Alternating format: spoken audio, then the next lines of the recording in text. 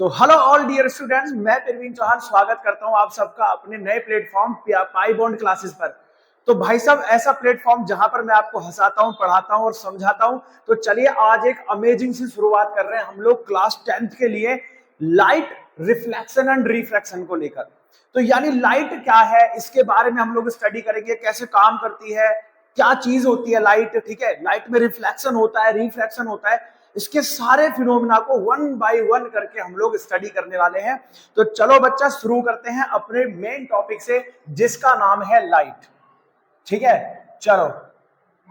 अभी तक हम लोग क्या समझते थे कि लाइट एक अलग चीज है। ठीक है, आप मुझे बताओ कि लाइट क्या है। ठीक है, आप मुझे बताओ लाइट क्या है। आपने तो पढ़ा नहीं, आप बोलोगे सर हम तो पहली बार 10th में आए हैं, कैसे बताएंगे लाइट क्या होती है।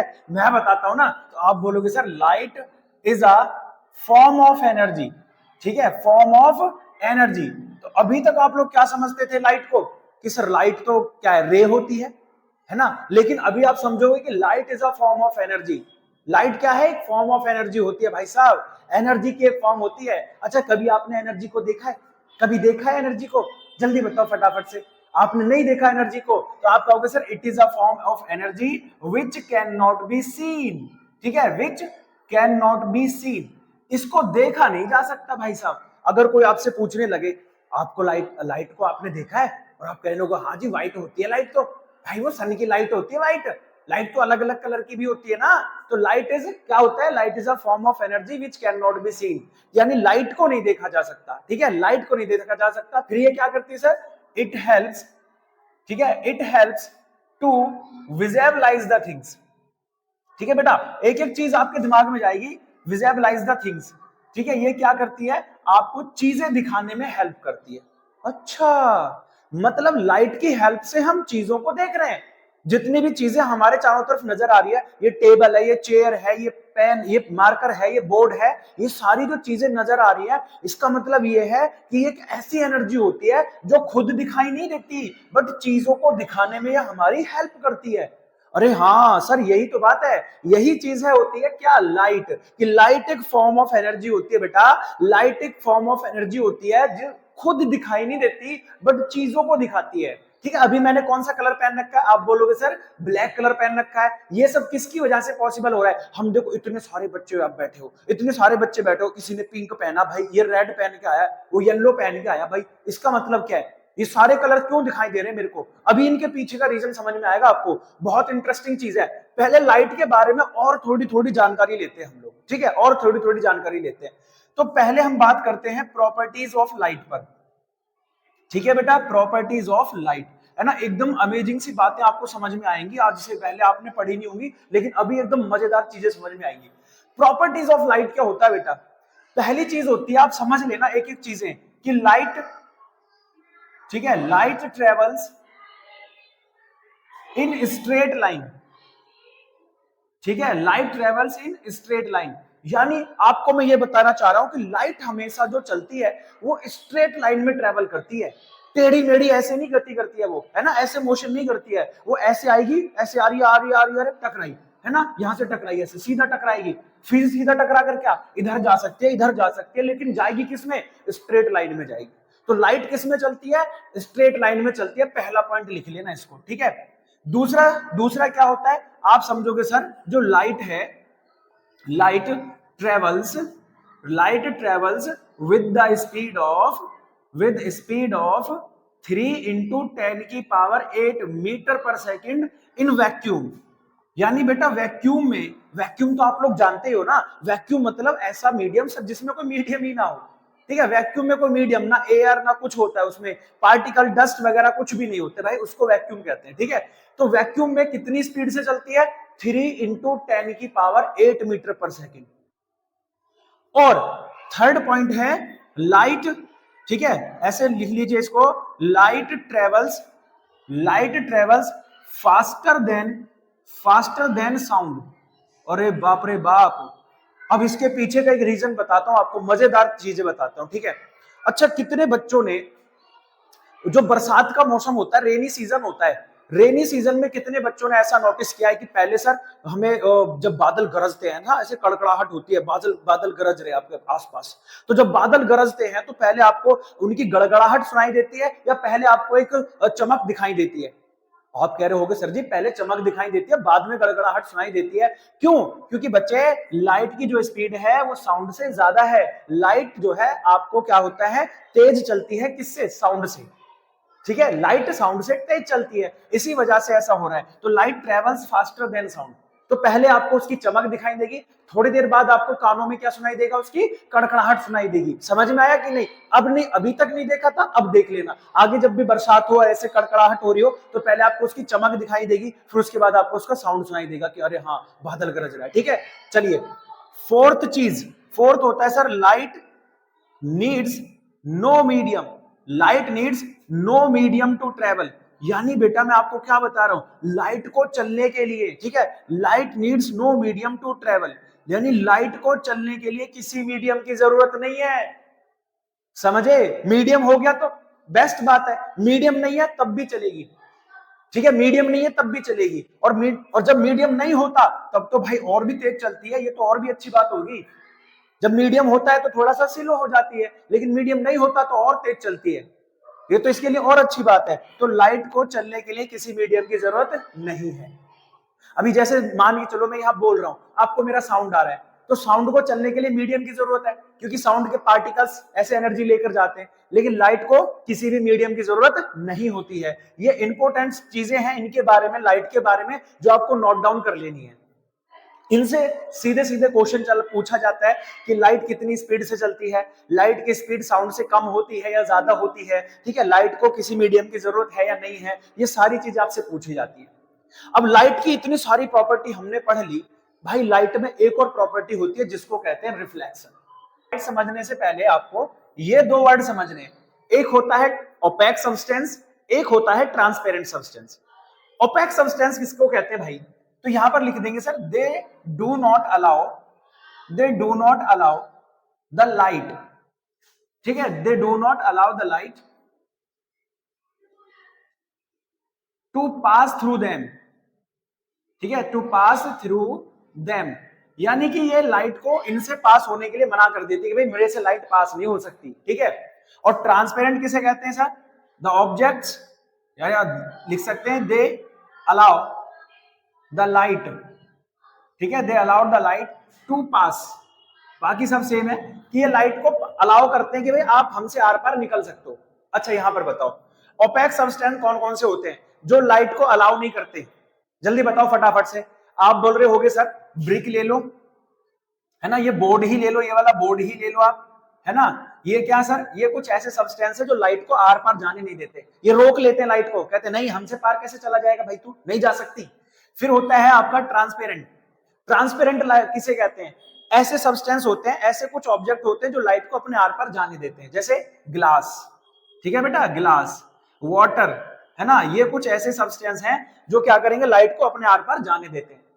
अब आते हैं हम रिफ्लेक्शन की तरफ में कि रिफ्लेक्शन क्या होता है। ठीक है, रिफ्लेक्शन केवल लाइट में नहीं होता, रिफ्लेक्शन हमारे साउंड में भी हो रहा है। ठीक है, रिफ्लेक्शन हमारे साउंड में भी हो रहा है। जैसे अभी मैं यहां पर बोल रहा हूं, सामने से दीवार है, इस दीवार से टकराकर साउंड आपके पास में आ रहा है। ठीक है, ये दीवार से टकराकर साउंड आपके पास में आ रहा है, यहां से टकराकर साउंड आपके पास में आ रहा है, तो ये भी साउंड में भी रिफ्लेक्शन होता है। इसी तरह से लाइट में भी रिफ्लेक्शन होता है। अभी देखो रिफ्लेक्शन का मतलब होता क्या है। ठीक है, रिफ्लेक्शन का मतलब क्या होता है, यहां से समझो, मान के चलो मैं थोड़ी देर के लिए लाइट हूं, ऐसे मान लेना। ठीक है, अब मैं यहां जा रहा हूं यहां इस बोर्ड से, क्या इस बोर्ड के आर पर जा सकता हूं मैं? आप बोलोगे नहीं जी सर नहीं जा सकता, तो मुझे ऐसे टर्न लेना पड़ेगा और टर्न लेकर वापस आना पड़ेगा, ऐसे ऐसे बोलोगे हाँ या नहीं? तो लाइट जाती है, किसको टकराती है? ओपेक सब्सटेंस को टकराती है, और टकराकर फिर बाउंस बैक वापस आ जाती है। ठीक है, इसी को कहते हैं रिफ्लेक्शन ऑफ लाइट। तो यानी सीधा सीधा आप लिखेंगे द फिनोमिना, ठीक है, the phenomena in which light, ठीक है, in which light bounce back, in which light bounce back into its original medium, into its original या इनिशियल मीडियम लिख लो, इनटू इट्स इनिशियल मीडियम, यानी जिस मीडियम से चल रही थी उसी मीडियम में बाउंस बैक हो जाती है। The phenomena in which light bounce back into its initial medium after after striking to the opaque medium, या ऐसे लिख सकते हैं स्मूथ और पॉलिश्ड सरफेस।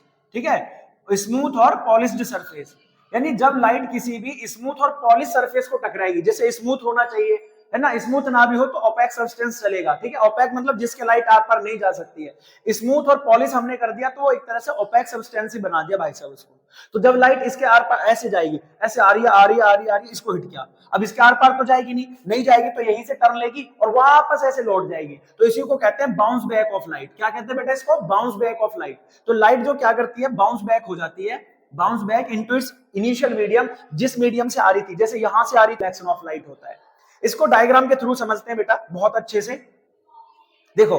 ठीक है, डायग्राम के थ्रू समझेंगे इसको एकदम आराम से। ये क्या सर? ये एक मीडियम, ये क्या आपका, ये सरफेस है। ठीक है, ये क्या है? सरफेस है।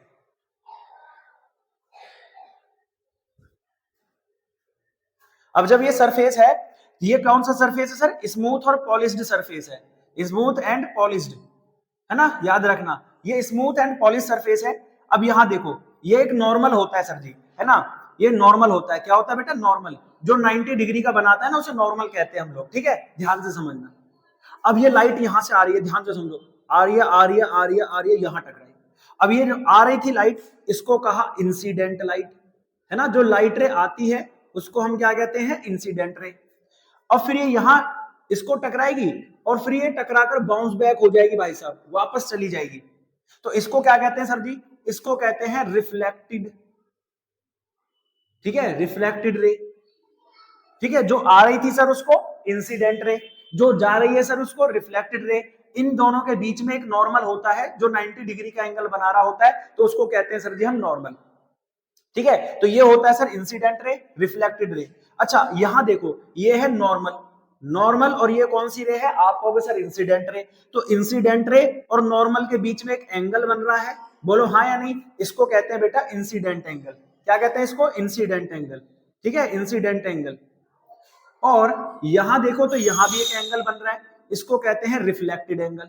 क्या कहते हैं इसको? रिफ्लेक्टेड एंगल कहते हैं। ठीक है बेटा, ये होता है सर एंगल आई और ये होता है एंगल आर। बस यही है आपका फिनोमिना जिसको हम कह रहे हैं रिफ्लेक्शन ऑफ लाइट। समझ में आया? बहुत अच्छे से समझ में आया होगा आप लोगों को। अगर बातें समझ में आ रही हैं तो फटाफट से एक काम करो, जितने भी अपने फ्रेंड्स हैं सारों के पास में इसको भेज दो, है ना, ताकि उन लोगों का भी अच्छे से कवर हो जाए। और अगर मजा आ रहा है, आपको चीजें क्लियर हो रही है, तो फटाफट से क्या काम करना है? वीडियो को लाइक कर दो अभी, और फटाफट से चैनल को सब्सक्राइब कर दो। ऐसे ही मजेदार तरीके से पढ़ाता रहूंगा मैं आपको।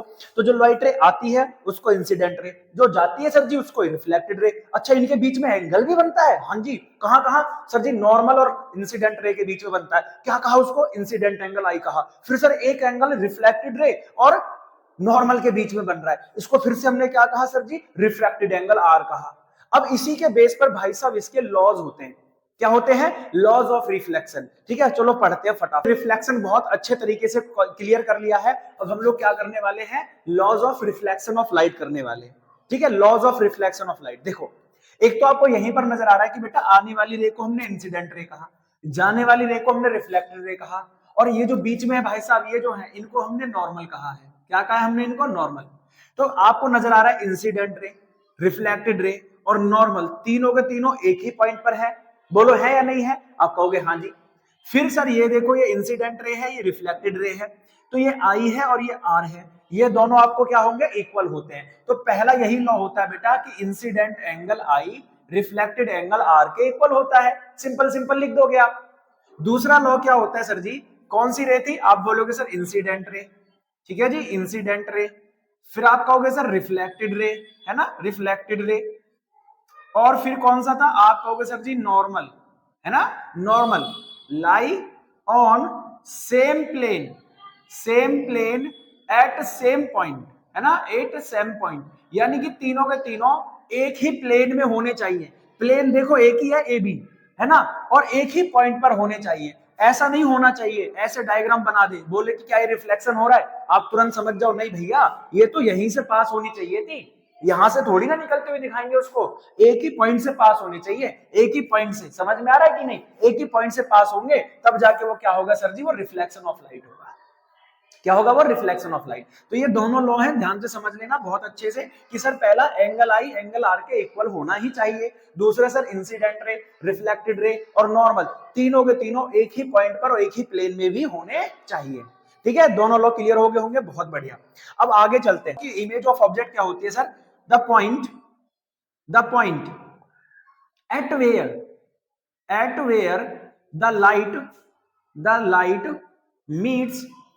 The light meets after the, ठीक है ध्यान से सुनना, after the reflection from object, है ना, ऑब्जेक्ट से रिफ्लेक्शन के बाद वो जहां मिलती है। देखो जैसे मान लो मेरे पास में ये मिरर है, क्या है बेटा? ये मेरे पास में मिरर है, प्लेन मिरर है जहां आप अपना चेहरा देख रहे हो, ये आप हो गए। ठीक है, देखो कितने सुंदर चेहरा है आपका, ये आप हो यहाँ पर, लेकिन आप खड़े हो यहाँ पर, ध्यान से समझना, आप हो यहाँ पर। ठीक है, अब अपना चेहरा यहाँ देख रहे हो, है ना, आप अपना चेहरा यहाँ देख रहे हो, तो क्या हो रहा है? सबसे पहले सर सन से लाइट आई, ऐसे ये लाइट आ रही है, आपको हिट कर रही है, आपको हिट करने के बाद रिफ्लेक्ट हुई, तो रिफ्लेक्शन के बाद आपको कहां दिख रहा है? यहां अपना चेहरा दिख रहा है। तो वही तो मैंने लिखा है द पॉइंट, वो पॉइंट जहां पर लाइट मीट करती है आफ्टर द रिफ्लेक्शन, रिफ्लेक्शन के बाद ये जहां मिल रही है, इसी को क्या कह रहे हैं हम लोग? इमेज ऑफ ऑब्जेक्ट कह रहे हैं। समझ में आया बेटा? The point at where the light meet after the reflection, ऐसा पॉइंट जहां पर लाइट रिफ्लेक्शन के बाद जाकर मिलती है, ये यहां जाकर मिल रही है मिरर में, है ना, और आपका इमेज बन जा रहा है, तो ये हो गया आपका इमेज। अब इमेज में कई टाइप की होती है, एक होती है सर जी, मेनली तो दो ही टाइप की होती है, वर्चुअल, और एक होती है सर जी रियल। ठीक है, इन्हीं के फिर आगे जाके मैं बताऊंगा। और तीसरा टाइप भी होता है, जैसे सर जी इरेक्ट इमेज होता है, इरेक्ट, फिर होता है सर जी इन्वर्टेड इमेज होता है, इन्वर्टेड, है ना, इन्वर्टेड इमेज होता है। चलो एक ही साथ में समझा देते हैं इनको भी। तो वर्चुअल इमेज क्या होती है बेटा? ये जो ध्यान से समझना है ना, वर्चुअल इमेज क्या होती है? तो वर्चुअल इमेज वो इमेज होती है बच्चे, ठीक है, जहां पर आपकी जो इमेज है वो स्क्रीन पर फाउंड नहीं कर सकते हम लोग। ठीक है, ऐसी इमेज जिसको स्क्रीन पर गेट नहीं किया जा सकता। The image which can not be, ठीक है, तो यहां पर लिख लो विच कैन नॉट बी, ठीक है, obtained, can not be obtained on screen, जिसको स्क्रीन पर नहीं दिखा सकते, तो वो कौन सी होती है? आपकी वर्चुअल। अब मैं आपसे बहुत अच्छे से क्वेश्चन पूछूंगा, भाई आप अपना चेहरा कहां देखते हो? मिरर में देखते हो, ऐसे आपने मिरर में अपना चेहरा देखा। अब मुझे बताओ, जो मिरर में आप चेहरा देख रहे हो वो कैसी इमेज है? क्या वो रियल है या वो वर्चुअल है? अब आप कहोगे सर उस जो चेहरे को हम देख रहे हैं उसे तो हम स्क्रीन पर नहीं बना सकते या स्क्रीन पर नहीं दिखा सकते, तो वो कैसी होगी? वर्चुअल। ध्यान से सुनना, वो वर्चुअल है, यानी एक्चुअल में आप हो ही नहीं वहां पे। आप मुझे देख रहे हो चीजें, अभी देखो आप तो मुझे स्क्रीन पर देख रहे हो, तो भाई ये हो गया आपका रियल इमेज। लेकिन अगर आप मेरे सामने खड़े हो, जैसे क्लास के बच्चे मेरे को देख रहे हैं, ये क्लास के बच्चे मेरे को देख रहे हैं, ये मैं इन क्लास के बच्चों को देख रहा हूं, ये कौन सी इमेज बन रही है? मेरी आंखों पर जो ये बच्चे दिखाई दे रहे हैं, कौन सी इमेज है? रियल नहीं है, यही तो गलती कर दी, रियल सोच रहे हो आप, रियल नहीं, ये भी वर्चुअल है, क्योंकि ये जो इमेज बन रही है इसको मैं स्क्रीन पर थोड़ी डाल सकता हूं। जिसको हम स्क्रीन पर ऑब्टेंड कर सकते हैं वो आपका रियल होती है, और जिसको स्क्रीन पर नहीं ऑब्टेंड कर सकते वो हमारी वर्चुअल होती है। तो रियल पूछा जाए तो आप क्या लिखोगे sir? The image which can be obtained on screen, जो स्क्रीन पर बनती है वो रियल इमेज, और जो स्क्रीन पर नहीं बनती है वो वर्चुअल इमेज। समझ में आ गया? बहुत अच्छे से। अच्छा, अब चलते इरेक्ट क्या है। इरेक्ट क्या? जैसे आपने अपना चेहरा किसमें देखा? मिरर में देखा, ओहो कितना सुंदर सुंदर प्यारा प्यारा, है ना, चेहरा आप लोगों ने ऐसे मिरर में देखा, तो आपको देख रहा है सर जहां आपकी आंखें हैं वहीं मिरर में भी आंखें हैं, जहां आपके होठ है वहीं सर होठ भी है, जहां आपका ये हाथ है वो भी यही हाथ है, जहां आपका ये हाथ है वो यहाँ हाथ है। तो इसका मतलब क्या है? सीधा सीधा आपको ऐसे ही दिखाई दे रहा है ना, जैसे ऑब्जेक्ट खड़ा है वैसे ही वहां दूसरी जगह दिखाई दे रहा है। तो ये हो गया सर जी आपका इरेक्ट इमेज, सीधी सीधी। इरेक्ट का मतलब होता है सीधा, जैसे मैं दिख रहा हूं वहां पे ऐसे ही सर वहां दिख रहा है, सीधा सीधा। इन्वर्टेड क्या होता है? अब देखो इन्वर्टेड में क्या होता है सर, अगर मेरे पैर ऐसे ऊपर हो जाए, है ना, ये पैर मेरे ऐसे ऊपर हो जाए और सर मेरा नीचे हो जाए, भाई साहब पैर मेरे ऊपर हो जाए सर मेरा नीचे हो जाए, समझ में आ रहा है ना, उल्टा हो जाए। जैसे ये सीधा था, अब ये सीधा था, मैंने इसको ऐसे मोड़ दिया, अब इसका सर नीचे हो गया पैर ऊपर हो गया, तो ये होती है सर इन्वर्टेड इमेज। इन्वर्टेड का मतलब होता है उल्टी इमेज बन रही है। कैसी इमेज बन रही है? उल्टी। ठीक है, तो बात समझ में आ गई, चारों की चारों इमेज समझ में आ गई आपको? ठीक है, बहुत बढ़िया। एक और होता है बेटा, एक और चौथी पांचवी चीज होती है लेटरल इन्वर्जन। ठीक है, लेटरल इन्वर्जन। अब लेटरल इन्वर्जन क्या होता है, बहुत आराम से समझो आप। लेटरल इन्वर्जन में क्या होता है, देखो जैसे ए बी सी है, अब लेटरल इन्वर्जन में क्या होगा, सी बी ए ऐसे दिखाई देगा, यानी लेफ्ट का राइट और राइट का लेफ्ट। यानी अगर लेटरल इन्वर्जन का मतलब होता है कि सर अगर हम कहीं पर अपनी इमेज को ऐसा देखते हैं कि मेरा लेफ्ट राइट दिखाई दे रहा है और मेरा राइट कहां दिखाई दे रहा है, लेफ्ट दिखाई दे रहा है, लेफ्ट वाला हिस्सा राइट में, राइट वाला हिस्सा लगे तो लेफ्ट बन रहा है, तो ऐसे इसको इमेज को हम कहते हैं लेटरल इन्वर्जन। ये कहां बनता है सर, ये मिरर में ही बनता है, ठीक है, मिरर में ही बनता है। कैसे बनता है, जैसे हमारे पीछे कोई गाड़ी आ रही है और हम उसमें किसी को देख रहे हैं, उसकी इमेज को देख रहे हैं, तो उसका लेफ्ट राइट नजर आएगा और राइट लेफ्ट नजर आएगा। तो इसीलिए आपने गाड़ी पर एम्बुलेंस लिखा हुआ देखा होगा, तो वो लेफ्ट से लिखा जाता है ना, कहां से लिखा जा रहा है, लेफ्ट से राइट लिखा जाता है, ना कि राइट से लेफ्ट।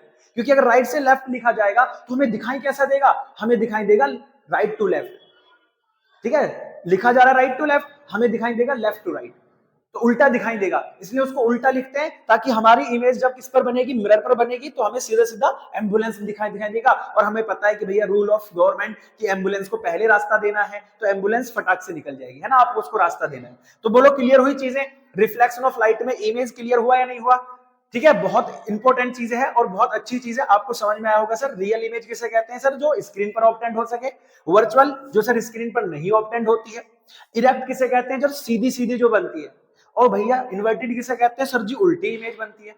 लेटरल इन्वर्जन क्या होता है सर, मेरा लेफ्ट राइट दिखेगा, मेरा राइट लेफ्ट दिखेगा, तो ऐसी इमेज को हम क्या कहते हैं, लेटरल इन्वर्जन कहते हैं, है ना। बहुत मजेदार तरीके से आपको पढ़ाया भाई, एकदम समझ में भी आ रहा होगा। तो फटाफट से मेरे प्यारे प्यारे सारे के सारे बच्चों एकदम फटाफट से चैनल को सब्सक्राइब करो, ठीक है। नेक्स्ट चलते हैं हम लोग स्फेरिकल मिरर की तरफ। किसकी तरफ चल रहे हैं बेटा, स्फेरिकल मिरर, और बहुत मजेदार चीजें हैं, है ना। क्या है ये, देखिए मिरर जो होता है, ओनली मिरर की बात करें तो मिरर टू टाइप्स का होता है बेटा। कितने टाइप्स का होता है, टू टाइप्स का मिरर होता है। पहला होता है, जल्दी बताओ कौन सा, आप कहोगे सर जी प्लेन मिरर, है ना। और दूसरा कौन सा होता है, आप कहोगे सर जी स्फेरिकल मिरर, स्फेरिकल मिरर। अब ये प्लेन मिरर क्या होता है भाई साहब, प्लेन मिरर क्या होता है सर, सर जो प्लेन ग्लास से बना हो, है ना, किससे बना हो भैया, प्लेन ग्लास, जिसका सरफेस कैसा हो, हुज सरफेस इज प्लेन, जिसका सरफेस ही कैसा हो, प्लेन हो, है ना। इस तरह से देखो ये प्लेन सरफेस है, इसके एक तरफ मैंने पॉलिश कर दी, एक तरफ मैंने पॉलिश कर दी, तो ये कौन सा इमेज, ये कौन सा प्लेन हो गया, ये कौन सा मिरर हो गया, आप कहोगे सर जी प्लेन। अब स्फेरिकल मिरर किसको कहते हैं, whose surface is a, whose reflecting surface, है ना जी, whose reflecting surface is a curved surface, है ना। कैसा सरफेस होता है, कर्व्ड सरफेस होता है, ऐसे मुड़ा हुआ होता है ना, ऐसे ऐसे मुड़ा हुआ होता है, या तो ऐसे होगा या फिर ऐसे होगा, है ना, ऐसे नाग देवता शिव, ठीक है, तो ऐसे या तो ऐसे रहेगा या फिर ऐसे रहेगा, थोड़ा सा कर्व्ड रहता है, प्लेन नहीं रहेगा, ऐसे हो जाएगा, इसका भी सर ऐसे हो जाएगा। तो यानी दो तरह से होता है ये स्फेरिकल मिरर, जिसका रिफ्लेक्टिंग सरफेस कैसा होता है, आप बोलोगे सर जी कर्व्ड रहता है। अब ये आपसे पूछना है कि ये जो स्फेरिकल मिरर है, इसी के ऊपर हम चर्चा कर रहे हैं। प्लेन मिरर में तो सर प्लेन मिरर होता है, लेकिन स्फेरिकल मिरर क्या होता है सर, जिसका सरफेस थोड़ा सा ऐसे क्या हो जाए, कर्व्ड हो जाए। कर्व्ड दिख रहा है आपको ऐसे, हाँ कर्व हो जाता है, इसको हम कहते हैं स्फेरिकल मिरर। अब मेन बात है स्फेरिकल मिरर बनता कैसे है, तो बेटा ये बनता कैसे है, ये हमारे पास में एक क्या होता है, स्फेरिकल ग्लास, और स्फेरिकल ग्लास को अगर हम ऐसे डिवाइड कर ले, इसको काट ले, ठीक है, इसको काट दें ऐसे, किच किच किच किच किच किच किच किच किच किच, तो दो पार्ट बनेंगे, एक पार्ट ऐसे हो जाएगा और एक पार्ट ऐसे हो जाएगा। अब इसके भैया क्या करना है, इन पार्टों पे हमें क्या करना है, पॉलिश भी तो करनी है, बिना पॉलिश की तो ये मिरर बनेंगे ही नहीं, पॉलिश करना जरूरी है। अच्छा इसकी अगर मैं बाहर पॉलिश कर दूं, डिंग डिंग डिंग डिंग डिंग डिंग डिंग, इसके अंदर पॉलिश कर देते हैं, डिंग डिंग डिंग डिंग डिंग डिंग डिंग, तो अब आपको दिख रहा है कि सर ये तो दो टाइप का सरफेस बन गया, एक के बाहर पॉलिश हो रखी है, एक के अंदर पॉलिश हो रखी है। यही तो बताना है कि मिरर भी दो टाइप के होते हैं, ये जो स्फेरिकल मिरर होते हैं बेटा, ये भी टू टाइप्स के होते हैं। मिरर क्या है, तो mirror is a part of hollowed spherical glass whose one side is polished. सीधा सीधा एक तो यह है कि स्फेरिकल मिरर क्या है सर, जिसका सरफेस कर्व्ड होता है वो स्फेरिकल मिरर होता है। अब ये स्फेरिकल मिरर होता क्या है, कैसे बना है, तो आप लिख लोगे sir it is a part of, it is a part of hollowed, ठीक है, hollowed spherical, hollowed spherical glass, है ना, whose one side is polished, जिसकी एक साइड को हम क्या कर दें, पॉलिश कर देते हैं। Whose one side is polished, जिसकी एक साइड को हम पॉलिश कर देते हैं, वो बन जाता है आपका स्फेरिकल मिरर। अब मैंने आपको बताया कि स्फेरिकल मिरर दो टाइप के होते हैं, ठीक है। कितने टाइप के होते हैं, दो टाइप के। पहला होता है, आप बोलोगे सर जी कॉनकेव, है ना जी, पहला होता है कॉनकेव, दूसरा होता है कॉन्वेक्स। बोलो यहां तक कोई बात समझ में नहीं आई हो तो स्वाहा, सारी बातें क्लियर हो रही होगी एकदम मजेदार तरीके से। आप कहोगे हाँ जी सर, है ना। देखो कॉनकेव ये वाला है, कॉन्वेक्स ये वाला है। सर जी आपने तो बता दिया, हम कैसे पहचान करेंगे। सिंपल सी बात है भाई साहब, जिसका आउटर कर्व्ड सरफेस एरिया क्या हो, पॉलिश्ड हो। कौन सा सरफेस एरिया बेटा, outer, outer curved surface area polished हो। और जिसका इनर कर्व्ड सरफेस पॉलिश्ड हो, जिसका outer curved surface area polished होता है वो होता है कॉनकेव, और जिसका इनर वाला पार्ट पॉलिश्ड होता है वो होता है आपका कॉन्वेक्स। सीधा सीधा, जिसका आउटर पास्ट पॉलिश्ड है वो सर कॉनकेव, जिसका इनर साइड पॉलिश्ड है सर जी वो कॉन्वेक्स। सिंपल सिंपल सी बात है, ठीक है। ध्यान से सुनना, दो टाइप के मिरर होते हैं, whose outer side is polished is concave, whose inner side is polished is convex. बोलो हाँ या नहीं, दो टाइप के मिरर हो गए आपके।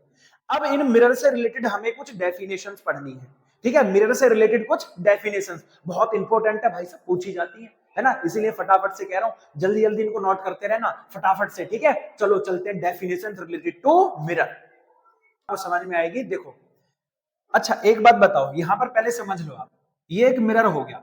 कौन सा मिरर है बेटा ये, आप बोलोगे सर जी ये तो कॉनकेव है, क्योंकि इसका आउटर साइड पॉलिश्ड हो रहा है, आउटर साइड पॉलिश हो रहा है तो भाई कॉनकेव होता है। अच्छा, क्या इसका ये जो हमारा मिरर बना है इसका कोई एक डायमीटर होगा इस तरह से, बोलो ये डायमीटर होगा कि नहीं होगा। आप बोलोगे हाँ सर, तो सीधे सीधा आप लिखोगे, पहला होता है एपर्चर। एपर्चर, तो एपर्चर क्या होता है सर जी, आप लिखोगे sir the diameter of spherical surface. Spherical surface, spherical surface का जो डायमीटर है, ये वाला डायमीटर है ना, यहां से लेकर यहां तक की जो डिस्टेंस है, ये वाली, ये क्या है, ये एपर्चर, ठीक है। बहुत बढ़िया। दूसरा होता है भाई साहब पोल। क्या होता है, पोल। पोल, अच्छा ठीक है ठीक है ठीक है, इधर आओ इधर आओ इधर उधर उधर, यहाँ यहाँ यहाँ, ये क्या है, आप कहोगे सर ये तो स्फेरिकल सरफेस है जिसको मिरर कह रहे हैं। क्या इस मिरर का कोई सेंटर होगा, जल्दी बताओ, क्या इस मिरर का कोई सेंटर होगा। आप बोलोगे हाँ जी सर, इसके सेंटर को हम पोल कहते हैं। तो क्या लिखोगे आप लोग, आप लिखोगे द सेंटर ऑफ, है ना, द सेंटर ऑफ, जल्दी फटाफट से बताओ क्या लिखोगे, the centre of spherical mirror, ठीक है। स्फेरिकल मिरर का जो सेंटर होता है इसी को हम क्या कह रहे हैं, पोल कहते हैं।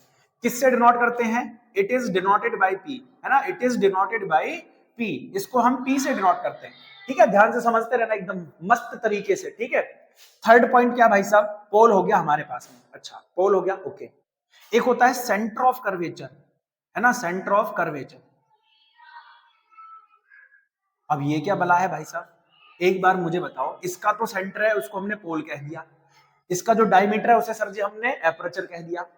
सेंटर ऑफ कर्वेचर क्या है, इधर आओ, ये जो मिरर हमने काटा था ये एक स्फेरिकल गिलास का ही पार्ट था। आप बोलोगे हाँ जी सर, तो उस स्फेरिकल गिलास का कोई ना कोई तो सेंटर होगा जिससे ये हमने काटा था। आप बोलोगे हाँ जी सर, तो भाई साहब इस स्फेरिकल गिलास के सेंटर को ही, है ना, तो आप लिखोगे द सेंटर ऑफ स्फेरिकल गिलास, द सेंटर ऑफ स्फेरिकल गिलास। ये जो गिलास है ना, जिस गिलास से हमने इसको काट के बनाया था, इस गिलास के सेंटर को ही, है ना, the centre of spherical glass is called, ठीक है, the centre of spherical glass whose, ऐसे और लिख लो, whose mirror is a part, whose mirror is a part, जिसका मिरर क्या था, एक पार्ट था, उसके सेंटर को हम क्या कहते हैं, सेंटर ऑफ कर्वेचर कहते हैं। अच्छा ठीक है, बहुत बढ़िया जी, कोई दिक्कत नहीं। सेंटर ऑफ कर्वेचर कहाँ होगा सर जी, बाहर की तरफ होगा। अच्छा, इसको किससे डिनोट कर रहे हैं, सी से, तो लिख लो यहाँ पर सी से डिनोट करते हैं। फोर्थ पॉइंट होता है सर रेडियस ऑफ कर्वेचर, है ना, क्या होता है, रेडियस ऑफ कर्वेचर। अब रेडियस ऑफ कर्वेचर जो कि आर से डिनोट होता है। अब रेडियस ऑफ कर्वेचर क्या होता है, सीधा सीधा सर, इस सेंटर ऑफ कर्वेचर से कहां तक की डिस्टेंस, पोल तक की डिस्टेंस को, तो सीधा सीधे लिख दो sir, distance, distance from pole to the centre of curvature, ठीक है, सेंटर ऑफ कर्वेचर। ठीक है, पोल से सेंटर ऑफ कर्वेचर की जो डिस्टेंस होती है उसी को हम रेडियस ऑफ कर्वेचर आर कहते हैं। सीधी सीधी बात है भाई साहब। अच्छा, पांचवा पॉइंट क्या है सर? एक होता है प्रिंसिपल एक्सिस। क्या होता है? Principal axis. ओहो, ये क्या बला है सर? प्रिंसिपल एक्सिस कोई बला नहीं है भाई साहब, एक लाइन पास कर दो बस। किससे होते हुए? सेंटर ऑफ कर्वेचर और पोल से होते हुए। तो सीधा सीधा आप लिखोगे sir the line passing through the, है ना, सीधा सीधा the line passing through the pole and centre of curvature. Centre of curvature sir वो लाइन जो किससे पास होती है? पोल और सेंटर ऑफ कर्वेचर से पास होती है, उसी को हम क्या कह रहे हैं? Principal axis. बोलो कितना सिंपल बात है ना? जो लाइन किससे पास होती है sir ji? Centre of curvature और पोल से जो पास होती है उसी को हम क्या कहते हैं? प्रिंसिपल एक्सिस कहते हैं। समझ गए? अब इसका एक बहुत जानदार, शानदार और मजेदार टॉपिक है जिसको हम कह रहे हैं प्रिंसिपल फोकस। जल्दी जल्दी फटाफट से राइट डाउन कर लेना आप लोग, है ना? स्क्रीनशॉट चाहो तो स्क्रीनशॉट ले लो, मैं अलग हो गया हूं, ठीक है? अब हम चलते हैं किस पर सर? प्रिंसिपल फोकस पर। किस पर चलते हैं? Principal focus. बहुत अमेजिंग सी चीज है, ठीक है? क्या लिख दोगे? Principal focus. क्या होता है प्रिंसिपल फोकस? अच्छा, बस सिंपल सी बात, सिंपल सिंपल, है ना? ध्यान से समझो। कौन सा मिरर है सर जी? कॉनकेव मिरर है सर जी, है ना? कौन सा मिरर है? कॉनकेव। क्या ये इसका सेंटर जो है वो पोल हो गया? आप कहोगे हाँ जी। ये इसका सेंटर ऑफ कर्वेचर हो गया? आप कहोगे हाँ जी। अब लाइट रे है बेटा, पैरेलल आती है, parallel to the principal axis. Light ray किसके पैरेलल है? प्रिंसिपल एक्सिस के पैरेलल है। ये किसको हिट करेंगे सर जी? मिरर को हिट करेंगे। मिरर को हिट करके क्या होगी? रिफ्लेक्ट होंगी। अब रिफ्लेक्ट जब ये होंगी तो भाई साहब मिरर को कहीं, इस प्रिंसिपल एक्सिस को कहीं ना कहीं ये कट करेंगी, और जहां भी ये कट करेंगी सर वही हो जाता है इसका फोकस। ठीक है, तो आप क्या लिखोगे इसको सर? आप लिखोगे सर द लाइट रे, है ना, the light ray parallel to the principal axis.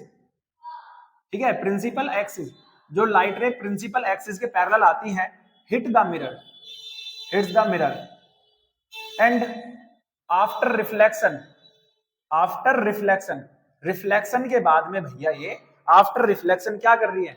Cut the principal axis, cut the principal axis, ठीक है, at a point, at a point, एक पॉइंट पर ये प्रिंसिपल एक्सिस को कट करती है। ठीक है, उसी पॉइंट को, दैट पॉइंट इज, है ना, दैट पॉइंट इज कॉल्ड, जल्दी बताओ क्या कहते हैं? Principal focus. बस यही आपको समझना है, इसी को हम कहते हैं प्रिंसिपल फोकस। समझ गए ना बेटा? बहुत अच्छे से क्लियर हुआ है नहीं हुआ? आप बोलोगे सर लाइट रे जो पैरेलल आती है प्रिंसिपल एक्सिस के, मिरर को हिट कर रही है, मिरर को हिट करने के बाद रिफ्लेक्ट हो रही है, और रिफ्लेक्ट होने के बाद कहीं ना कहीं इसको छोटे से पॉइंट पर कट कर रही है, उसी पॉइंट को हम क्या कह रहे हैं? जल्दी बताओ क्या कह रहे हैं हम लोग? प्रिंसिपल फोकस कह रहे हैं। बहुत सिंपल। फिर होता है फोकल लेंथ। क्या होता है? Focal length. बस सिंपल सी बात है, फोकल लेंथ क्या सर? पोल से फोकस तक का जो डिस्टेंस है, तो आप सीधे सीधे लिख लोगे sir, distance from pole to the principal focus. Principal focus, principal focus से पोल तक का जो डिस्टेंस होता है उसी को हम कहते हैं फोकल लेंथ। ठीक है, यानी यहां से यहां तक ये फोकस है, ये पोल है, इसके बीच का जो डिस्टेंस है इसी को हम फोकल लेंथ कह रहे हैं, एफ। इसे स्मॉल एफ से डिनोट कर रहे हैं। किससे डिनोट कर रहे हैं बेटा? स्मॉल एफ से। अच्छा, एक होता है रेडियस ऑफ कर्वेचर, तो यहीं पर इसको समझ लो। अभी रिलेशन आता है भाई साहब, एक रिलेशन बिटवीन, ठीक है, रिलेशन बिटवीन, ध्यान से समझना बेटा, इंपॉर्टेंट है, relation between radius of curvature, radius of curvature and principal focus and focal length लिख लो, फोकल लेंथ। तो भाई एक रिलेशन होता है किसमें? फोकल लेंथ और रेडियस ऑफ कर्वेचर में। रेडियस ऑफ कर्वेचर होती है आर, फोकल लेंथ होता है एफ। तो आप ये लिख लो कि सर जो एफ होता है वो r/2 होता है। यही रिलेशन है कि जो हमारा फोकल लेंथ होता है वो रेडियस ऑफ कर्वेचर, रेडियस क्या आती है सर? सेंटर से पोल का डिस्टेंस। तो सेंटर और पोल का जो डिस्टेंस था उस रेडियस का कितना होता है? हाफ होता है।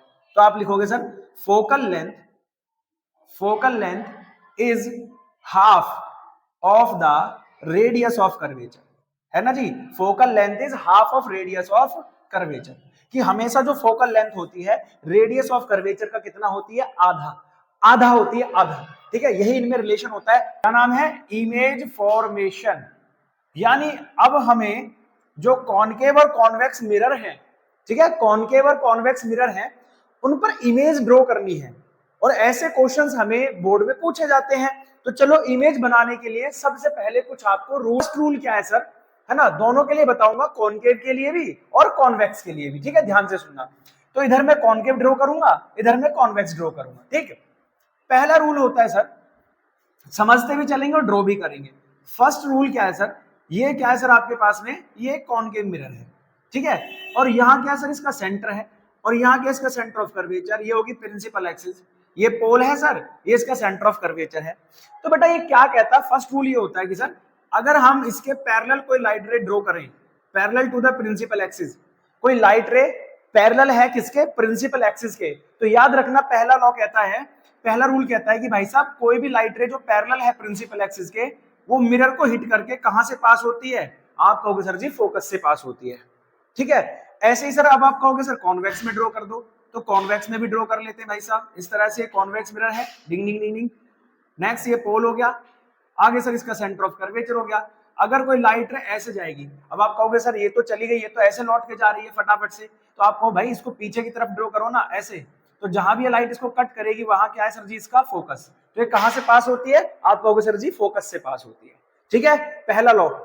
सेकंड लॉ क्या भाई साहब, सेकंड लॉ ये कहता है कि सर चलो बनाओ कौन सा मिरर है ये, आप कहोगे सर जी कॉनकेव मिरर है, कॉनकेव मिरर है, ये हो गया इसका सेंटर, है जी, ये हो गया इसका सेंटर, तो ये हो गया सर इसका पोल, ये इसका सेंटर ऑफ कर्वेचर हो गया, जो भी है, ठीक है, ध्यान से सुनना। तो ये कहता है कि अगर कोई लाइट सर इसके किससे पास होती है, फोकस से पास होती है, फोकस यहाँ है, लेट कर लो, कोई भी लाइट रे अगर फोकस से पास हो रही है इस तरह से, ठीक है, फोकस से पास होती है, ये जी, फोकस से पास होकर वो क्या होती है बेटा, प्रिंसिपल एक्सिस के पैरेलल हो जाती है। ये फोकस से पास हो रही थी सर, ये फोकस से पास होकर किसके पैरेलल हो जाती है, प्रिंसिपल एक्सिस के पैरेलल हो जाती है, याद रखना। इसमें भी ऐसे ड्रॉ करना है सर जी, आ जाओ फटाफट से ड्रॉ कर लेते हैं। तो ये बना, ये सर पोल हो गया, ये सर सेंटर उसके फोकस से पास होगी, फोकस से ऐसे ड्रॉ कर लो लाइट, ठीक है।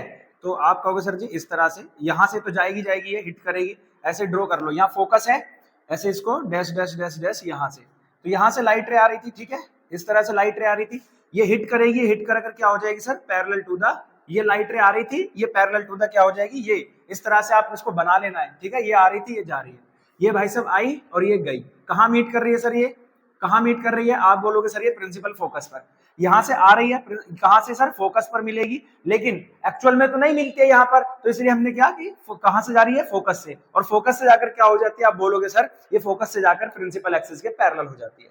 रूल नंबर थर्ड क्या कह रहा है भाई साहब, रूल नंबर थर्ड कह रहा है सर अगर कोई लाइट रे मिरर से पास होती है, मिरर के सेंटर से पास होती है, तो अगर सेंटर से पास हो रही है, ध्यान रखना चीजें, अगर सेंटर से कोई पास होती है तो बेटा जिसमें आ रही थी उसी लाइन पर वापस लौट जाती है, सेंटर से जब लाइट पास होती है तो जहां से आ रही थी उसी लाइन पर पास हो जाती है। यहां भी देख लो फटाफट से, ये आपका डिंग डिंग डिंग डिंग डिंग डिंग कौन सा हो गया, आप बोलोगे सर कॉनकेव मिरर, इसका सेंटर कहां है सर जी, यहाँ पर इसका सेंटर, यहाँ कहीं सेंटर है, लाइट रे कहां से आती है भैया, सेंटर से आ रही थी, ऐसे इसको ऐसे बना लेना, ठीक है, टू बी अपियर, ये सीधी आ रही थी और सीधी भाई साहब ये चली जाएगी यहीं से लौटकर, ठीक है बेटा, ध्यान से सुन लेना, जैसे आ रही थी वैसे ही चली जाती है, ये ऐसे आती है ऐसे चली जाती है, तो तीनों लॉ आपको याद होने चाहिए। फर्स्ट लॉ क्या होता है, रिमेंबर करते हैं ऐसे फटाफट से, आंखें बंद करो थोड़ी देर के लिए और रिमेंबर करो। पहला लॉ क्या बताया था सर ने, सर अगर प्रिंसिपल एक्सिस के कोई पैरेलल आएगी लाइट रे, तो वो क्या करेगी, मिरर को हिट करती है और फोकस से पास होती है। यहां भी देखो पैरेलल आती है, फोकस से पास होकर जाती है। फिर अगर कोई लाइट रे सर फोकस से पास होती है तो प्रिंसिपल एक्सिस के पैरेलल हो जाती है, कोई फोकस से पास होती है तो सर प्रिंसिपल एक्सिस के पैरेलल हो जाती है। अगर कोई लाइट रे सेंटर ऑफ कर्वेचर से पास होती है तो भाई साहब जैसे आई थी वैसे ही वापस, सेंटर ऑफ कर्वेचर से पास होती है, जैसे आई थी वैसे ही डायरेक्शन में वापस हो जाती है। बस यही तीनों लॉ है आपको समझने के लिए। अब हम डिफरेंट डिफरेंट टाइप से क्या पढ़ेंगे बेटा, डिफरेंट डिफरेंट टाइप से हम लोग इमेज फॉर्मेशन पढ़ेंगे, किस पर, कॉनकेव सरफेस पर। तो ये फटाफट से आप तीनों के तीनों लॉ लिख लेना, तीनों के तीनों लॉ राइट डाउन कर लेना, अपने माइंड में इनको गुनगुना लेना, इंपॉर्टेंट है, ठीक है। तो चलो शुरू करते हैं, फॉर्मेशन ऑफ कॉनकेव मिरर, ये हमारा नया टॉपिक है। अब देखना ये इंपॉर्टेंट है भाई साहब, समझना इस चीज को, ठीक है, एकदम मजेदार तरीके से। पहले हम सिचुएशन ढूंढ लेते हैं कहां कहां से लाइट आ रही है। तो पहले मैं लिखता हूं sir, if the object is placed, if the object is placed behind the center of curvature, तो C लिख देता हूं, है ना, C लिख देता हूं। अब आराम से समझो इसको भाई, देखो यहां पर ये हो गया आपका मिरर, ठीक है भाई, ये आपका मिरर हो गया, कौन सा है सर, ये कॉनकेव मिरर। यहां से ये इसका पोल है और हमने यहां लेट कर लिया कि यहां पर इसका सेंटर ऑफ कर्वेचर है, ठीक है, सेंटर ऑफ कर्वेचर है। या थोड़ा सा और पीछे कर लेते हैं, यहां पर इसका सेंटर ऑफ कर्वेचर है। अब लाइट जो है, जो आपका ऑब्जेक्ट है सर, वो यहां रखा है इसके जस्ट पीछे, ये ऑब्जेक्ट है ए टू बी। तो भाई साहब सबको पता है कि सर एक जो लाइट रे जाती है जब वो पैरेलल जाएगी, ठीक है, पैरेलल जाएगी तो सर कहां से पास होगी, आपको पता है सर फोकस से पास होती है। और एक लाइट रे सर जब फोकस से पास होती है इस तरह से, तो वो इसको हिट करके सर क्या हो जाती है, पैरेलल हो जाती है। तो जहां भी ये लाइट मिलती है, एक लाइट रे तो ये आ रही थी सर, ये ऐसे ऐसे आई, ठीक है, और एक लाइट रे सर फोकस से पास हुई, यहां पर गई, बेंड हुई, इधर आई। जहां पर ये दोनों लाइट मिलेंगी वहां पर क्या बनेगा, आप बोलोगे sir ji image of the object. तो ये ए बी है, आप कहोगे सर ये ए डैश और बी डैश इसकी इमेज बन गई। तो भाई साहब आपको क्या नजर आ रहा है, आप कहोगे ये सर इमेज कैसी है, आप कहोगे सर ये तो प्रिंसिपल एक्सिस के नीचे की तरफ है, तो यहाँ जो इमेज बनेगी उसके बारे में आपको जानकारी देनी है। तो यहाँ जो इमेज है बेटा वो इन्वर्टेड है ना, इन्वर्टेड है, और रियल में मिल रही है, रियल में कट कर रही है, तो भाई साहब रियल इमेज होगी, क्योंकि रियल में लाइंस कट कर रही हैं, ठीक है, रियल में जब कट करती हैं तो कौन सा है, रियल इमेज। और एक और बात आपको बता दूं, कॉनकेव मिरर में, ये लिख लो, ये नोट कर लो, कॉनकेव मिरर में हमेशा कौन सी इमेज बनती है, रियल, हमेशा नहीं, बस एक कंडीशन को छोड़कर, ठीक है, एक कंडीशन आएगी जिसमें वर्चुअल बन जाएगी, अभी आपको समझ में भी आएगा, ठीक है। तो कॉनकेव मिरर में जो इमेज बनती है वो क्या बनती है, रियल। और ये कहां है बेटा, आप कहोगे sir in front of the mirror, कहां बन रही है बेटा, in front of mirror, in front of mirror बनती है, इन फ्रंट ऑफ मिरर है। अब ये बताओ क्या ये इमेज जो है ऑब्जेक्ट से बड़ी है या छोटी है, आप कहोगे सर ये तो इमेज क्या है, ऑब्जेक्ट से छोटी है, तो ये भैया कैसी बनेगी, डायमिनिस्ड, ठीक है, डायमिनिस्ड क्या बनेगी, आपकी इमेज बनेगी, यानी छोटी रहेगी। इसको आप ऐसे कर लो सर, स्मॉल, स्मॉल इमेज बनेगी, है ना, स्मॉल इमेज बनेगी टू द ऑब्जेक्ट, ज्यादा बढ़िया रहेगा। लो अब आपको ज्यादा अच्छे से समझ में आएगा, ठीक है। दूसरी कंडीशन क्या है सर, दूसरी कंडीशन क्या है कि अब ऑब्जेक्ट को हम सेंटर पर ही रख देते हैं। इफ द ऑब्जेक्ट, है ना, if the object is placed at the centre, at the centre, अब हमने ऑब्जेक्ट को उठाकर कहां रख दिया है, सेंटर पर। तो अगर सेंटर पर हम लोग ऑब्जेक्ट को उठाकर रख देंगे तो इमेज कहां बनेगी, कैसी बनेगी, इसके बारे में समझते हैं, ठीक है बेटा। चलो करते हैं शुरू। लो जी, क्या है ये आपका, आप बोलोगे सर ये कॉनकेव मिरर है, ओके जी। ये सर यहां से एक पोल है, जो ये क्या है आपका, ये प्रिंसिपल एक्सिस है, ये पोल हो गया। यहां पर क्या है सर, एक सेंटर ऑफ कर्वेचर है, यहीं पर क्या रखा है सर, इमेज आपका ऑब्जेक्ट रखा है, ए टू बी, ये ऑब्जेक्ट है। तो एक लाइट रे सर पैरेलल जाएगी, ये तो हमें पता है, पैरेलल जाएगी तो सर वो हिट करके कहां से पास होगी, आप बोलोगे सर फोकस से पास होगी। और एक लाइट रे सर क्या है, फोकस से पास होगी, और फोकस से पास होकर वो क्या करेगी, कहीं ना कहीं मिलेगी, जहां भी मिलेगी, ठीक है, जहां भी वो मिलेगी वो लगभग बिल्कुल जस्ट इसके नीचे मिलती है, ठीक है। और थोड़ा सा मैं कर लेता हूं इसको बेंड, लगभग क्या करती है, बिल्कुल जस्ट इसके नीचे जाकर ये कट करेगी, इसके नीचे, ठीक है, बिल्कुल जस्ट इसके नीचे यहां पर। तो आपको नजर आ रहा है सर, जो इमेज बनती है, जो इमेज बनेगी वो अभी भी इन्वर्टेड है, इन्वर्टेड है, to the size of, to the size of object है, ऑब्जेक्ट के शेप की है, जितना ऑब्जेक्ट है उतना ही इमेज भी बन रहा है, ठीक है, ध्यान से सुनना। इन्वर्टेड है, जितना साइज ऑब्जेक्ट का वैसा है, और इन फ्रंट ऑफ मिरर है, इन फ्रंट ऑफ मिरर है, और कैसी बनेगी बेटा, रियल भी बनेगी, क्योंकि इसमें रियल ही इमेज बन रही है, यहां भी है, रियल में कट हो रही है, ठीक है। तो ध्यान से सुनना, इस तरह से इमेज फॉर्मेशन होता है। थर्ड हम इस सिचुएशन देख लेते हैं सर, थर्ड सिचुएशन हम लोग रख लेते हैं। If the object is placed between, है ना, बिटवीन कहां, एफ एंड सी, एफ और सी के बीच में हम लोगों ने क्या रख दिया, ऑब्जेक्ट को रख दिया है, एफ और सी के बीच में ऑब्जेक्ट को रख दिया। जल्दी से फटाफट देखो, अगर एफ और सी के बीच में ऑब्जेक्ट रखेंगे, रखते हैं भाई साहब, आ जाओ यहां पर, ये हो गया मिरर, क्या हो गया बेटा, ये मिरर, कौन सा है, कॉनकेव मिरर। ये हो गया सर जी इसका पोल, है ना, ये इसका पोल हो गया, यहां कहीं सेंटर हो गया, यहां कहीं सर फोकस हो गया। अब मैंने जो ऑब्जेक्ट है सर सेंटर और फोकस के बीच में रख दिया, ठीक है, सेंटर और फोकस के बीच में। तो एक लाइट रे यहां से जाएगी, ठीक है, और यहां से जाकर वो किससे पास होगी, आप कहोगे सर जी पोल से पास होगी। और दूसरी लाइट रे सर पोल से जाएगी, सॉरी फोकस से, है ना, ये गई, ये इसके फोकस से पास हो रही है। दूसरी लाइट रे सर फोकस से होगी, फोकस से पास होकर कहीं पीछे मिलेगी। तो भाई साहब अब अपने आप देखो, जो इमेज है क्या वो बड़ी बन रही है, आप बोलोगे सर जो इमेज है वो अभी भी कैसी है, इन्वर्टेड है ना, और कैसी है, इससे मैग्नीफाई बन रही है, तो लार्ज इमेज बन रही है, large to the object, object से बड़ी इमेज है ना। अभी भी कैसी है सर, रियल है, और अभी भी इन फ्रंट ऑफ मिरर है, in front of mirror, mirror के अभी भी क्या है, सामने बन रही है। बिहाइंड टू द कह सकते हैं कि behind to the centre of curvature बन रही है। आपको खुद ब खुद अंदाजा हो जाएगा, जब आप इसे लगाओगे ना, आप इसे खुद ड्रॉ करोगे तो आपको खुद ब खुद पता लग जाएगा कि भाई कहां पर कौन सी इमेज बन रही है। ठीक है, ये इंपॉर्टेंट है, जल्दी से फटाफट स्क्रीनशॉट ले लो सारे के सारे बच्चे। फोर्थ और कर लेते हैं, चलो फोर्थ यहीं पर ड्रॉ कर लेंगे। अब हम रखते हैं sir, if the object is placed, है ना, अगर ऑब्जेक्ट को कहां रख दें, एट एफ, एफ पर जाकर रख दें, बनाते हैं, यहां बना ले डायग्राम। ठीक है भाई साहब, अब सीधा सीधा हमने ऑब्जेक्ट को कहां रख दिया है, देखो इसको कांटे हुए हैं, है ना, ऐसा बना दिया कांटे जैसा। ठीक है, कोई बात नहीं, हमने ऑब्जेक्ट, ये सेंटर ऑफ कर्वेचर है सर, ये फोकस है, और फोकस पर ही हमने ऑब्जेक्ट को रख दिया। अब आपको पता है सर, एक ऑब्जेक्ट ऐसे जाता है और फोकस से ही पास होगा, है ना, पैरेलल जाएगी और पैरेलल जाकर कहां से पास होगी, फोकस से ही। अब दूसरी तो फोकस से ही जाएगी, भाई फोकस से कैसे पास करूं सर, फोकस तो नीचे हो गया। अब फोकस से ना पास करके कहां से पास करनी है भाई साहब, सेंटर से। अब सेंटर से जहां से पास करोगे, ठीक है, कहां से पास करनी है, सेंटर से, सेंटर से पास करनी है।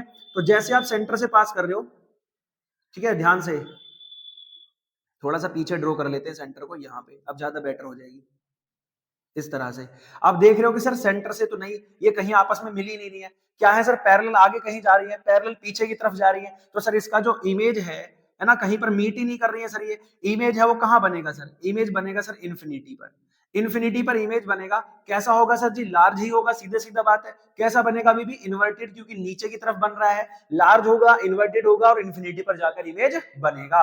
कहां, जब हम इसे फोकस पर रख देते हैं। तो एक लाइट रे ऐसे जा रही है और एक लाइट रे सेंटर से जा रही थी, सेंटर से ही लौट कर आएगी। तो बस सीधा सीधा बात है सर, दोनों लाइट रे कहीं आपस में मिली नहीं रही है, मिली नहीं रही है, तो भैया क्या होगा सर, इन्फिनिटी पर इसका इमेज बनेगा। जल्दी फटाफट से बताओ, क्या ये बात समझ में आ गई, है ना, कोई दिक्कत तो नहीं है। चलो अब एक आध और रह गया, इसका जल्दी से जल्दी सॉल्व कर लेते हैं भाई साहब, कौन सा रह गया, ठीक है, fifth, if the object is placed, ठीक है, if the object is placed at, कहां पर रख दिया जाता है, सॉरी बिटवीन लिख लो, बिटवीन पोल एंड फोकस, पोल और फोकस के बीच में हम रख दे रहे हैं। तो अगर पोल और फोकस के बीच में रखेंगे, आ जाओ बनाते हैं भाई साहब, इस तरह से हम लोगों ने इसे ड्रॉ कर लिया, पोल और फोकस के बीच में हमने रख लिया, और हम लोग क्या कर रहे हैं, यहाँ पर एक लाइट रे पास कर रहे हैं। ये हो गया सर इसका फोकस, ये हो गया सर पोल। अब यहाँ पर हमने कहीं यहाँ इन दोनों के बीच में एक ऑब्जेक्ट रखा, ऑब्जेक्ट रखा सर यहाँ से। आपको पता है सर लाइट रे कहां से पास होगी भाई साहब, फोकस से, ये वाली, ये यहां से जाएगी ए टू बी, है ना, ये फोकस से पास होती है। और एक लाइट रे भाई साहब कहां से पास होगी, सेंटर से। आप ये देख रहे हो कि जब ये फोकस से पास होगी, ध्यान से देखना इसको, ठीक है, एकदम ऐसे ड्रॉ करना। अब एक लाइट रे कहां से पास होगी, फोकस से, इस तरह से, सेंटर से। एक फोकस से गई और जो एक सेंटर से, जो सेंटर से जैसे जाती है वैसे जाती है। अब ये दोनों देख रहे हो सर, ये दोनों तो आगे फैल रही है, ये आगे कहीं भी नहीं मिलेगी, कहीं नहीं मिलेंगी, तो इन्हें आगे ड्रॉ करते हैं, आगे इनको ऐसे ड्रॉ कर लेते हैं, ऐसे ड्रॉ करते हैं, तो सर आगे की तरफ कहीं मिलती है यहां। तो अब की बार जो इमेज बनी वो सर कैसी है, यहां पर जो इमेज बन रही है, आपको नजर आ रहा है भाई, जिस तरह से ऑब्जेक्ट रखा था वैसे इमेज बन रही है। तो अब की बार जो इमेज है सर वो इरेक्ट है ना, और वर्चुअल है, रियल में तो कहीं कट नहीं कर रही, वर्चुअल इमेज है, इरेक्ट है, and large to the object है, लार्ज टू द ऑब्जेक्ट। बस यही एक कंडीशन है जहां पर रियल ना बनकर कैसी बनती है भाई साहब, आपकी वर्चुअल इमेज बनती है। ये वेरी इंपॉर्टेंट है, ये कई बार एग्जाम में आ भी चुका है, आप लोग फटाफट से इसको लिख लेना, ठीक है, आगे की तरफ कहीं मिलती है इसलिए यहाँ पर इरेक्ट इमेज बनती है, बहुत ही इंपॉर्टेंट है, राइट डाउन कर लेना। अब चलते हैं, एक नया टॉपिक है, मतलब नया क्या है, मतलब इंपॉर्टेंट टॉपिक है इसी में, साइन कन्वेंशन। ठीक है, क्या है बेटा, साइन कन्वेंशन। साइन कन्वेंशन क्या है, कुछ पॉइंट्स हैं जो आपको ये बताएंगे कि आपको सर जो इमेज की डिस्टेंस है, ऑब्जेक्ट की डिस्टेंस है, फोकल लेंथ है, वो कब प्लस लेनी है और कब माइनस लेनी है। तो देखो, ये आप मिरर ले लो, क्या ले लोगे बेटा, ये आप मिरर ले लो, है ना, मिरर का ये क्या हो गया सर जी, पोल हो गया, ध्यान से समझना है, पोल हो गया। तो भाई पहला जो साइन कन्वेंशन कहता है कि सर ऑल लाइट रेज, जितनी भी लाइट रेज होंगी, all light rays are drawn from left side. यानी जब भी आप डायग्राम बनाओगे ना, ध्यान से समझना आप, कि आपको अगर पेपर में, यानी जब भी आपको बोर्ड में एग्जाम बनाना है या कहीं भी एग्जाम बनाना है, तो लाइट रे कहां से डालनी होंगी सर, लेफ्ट साइड से। कहां से डालनी होंगी, लेफ्ट साइड से। दूसरी चीज जिसको मैं बहुत इंपॉर्टेंट आपको और बहुत ट्रिकी क्वेश्चन बताऊंगा, इसको ऐसे लिख लो sir, the distance right to the pole, जो पोल के राइट होंगी would be positive, and distance, ठीक है, left to the pole, left to the pole, left के जो पोल होगी, पोल के जो लेफ्ट होंगी वो टेकन टू द नेगेटिव, है ना। जो पोल के राइट होंगी, जो इधर की तरफ होंगी पोल से, वो पॉजिटिव, जो इधर की तरफ होंगी वो नेगेटिव ली जाएगी। अब तीसरी कंडीशन जो सबसे इंपॉर्टेंट है कि ऑल द डिस्टेंसेस, जितनी भी डिस्टेंसेस है, आर मेजर्ड, है ना, वो कहां से मेजर्ड होंगी, आर मेजर्ड फ्रॉम पोल। जितनी भी डिस्टेंस है वो बेटा कहां से मेजर होती हैं, पोल से। याद रखना, पोल से मेजर करनी है डिस्टेंस को, ठीक है। 3 पॉइंट हो गए। फोर्थ पॉइंट जो कि इंपॉर्टेंट है, द डिस्टेंसेस ठीक है, परपेंडिकुलर अपवार्ड टू द पोल, पोल के जो परपेंडिकुलर अपवार्ड होंगी डिस्टेंस, ठीक है, will be positive, and perpendicular downward, जो परपेंडिकुलर डाउनवार्ड होंगी, ठीक है, वुड बी, वो कैसी होंगी जल्दी बताओ, वुड बी कैसी होंगी जल्दी बताओ। आप बोलोगे सर जी नेगेटिव। भाई साहब जो ऊपर की ओर होंगी वो पॉजिटिव और जो नीचे की तरफ होंगी वो नेगेटिव। तो ये आपका साइन कन्वेंशन है। आई होप आपको समझ में आया होगा। फिर से रिपीट कर देता हूं एकदम मजेदार तरीके से। आप कहोगे सर जी सारी की सारी लाइटें लेफ्ट साइड से डाली जाएंगी, सारी की सारी डिस्टेंस पोल से मेजर होंगी, जो डिस्टेंस पोल्स के राइट में होंगी वो पॉजिटिव, जो पोल के लेफ्ट में होंगी वो नेगेटिव, जो डिस्टेंसेस पोल इसके प्रिंसिपल एक्सिस के परपेंडिकुलर अपवार्ड होंगी वो पॉजिटिव, जो इसके डाउनवार्ड होंगी वो नेगेटिव। बस सिंपल सी बात है, ये आपको समझना है। अब हमें को क्या करना है भाई साहब, मिरर फॉर्मूला समझना है। क्या समझना है बेटा, मिरर फॉर्मूला, ठीक है, ध्यान से समझ। आप कहोगे सर जो मिरर फॉर्मूला है, मिरर फॉर्मूला वो ये होता है sir 1/f is equals to 1/v plus 1/u। ये भाई साहब इसका प्रूफ भी है लेकिन क्लास 12th में है, तो आप अभी इतना ही समझो कि 1/f is equals to 1/v plus 1/u। अब मैं आपको ये सारी चीजें बता रहा हूं क्या होती है। देखो यहाँ पर जैसे अभी आपको मैंने डायग्राम बनाना सिखाया भाई साहब, यहाँ पर ए और बी एक ऑब्जेक्ट होता था, है ना। ये सर ऐसे लाइट रे फोकस से पास होती थी, एक फोकस से पास होकर जहां पर भी ये मिलती थी वहां क्या होता था सर, इमेज बनती थी। तो बेटा देखो ये ऑब्जेक्ट था ना, ऑब्जेक्ट, ये था सर आपका फोकस। तो बेटा पोल से सारी की सारी डिस्टेंस कहां से मेजर होंगी, पोल से। तो पोल से ऑब्जेक्ट ओ मान लो इसको, ये क्या है, ऑब्जेक्ट ओ है और ये इमेज आई है।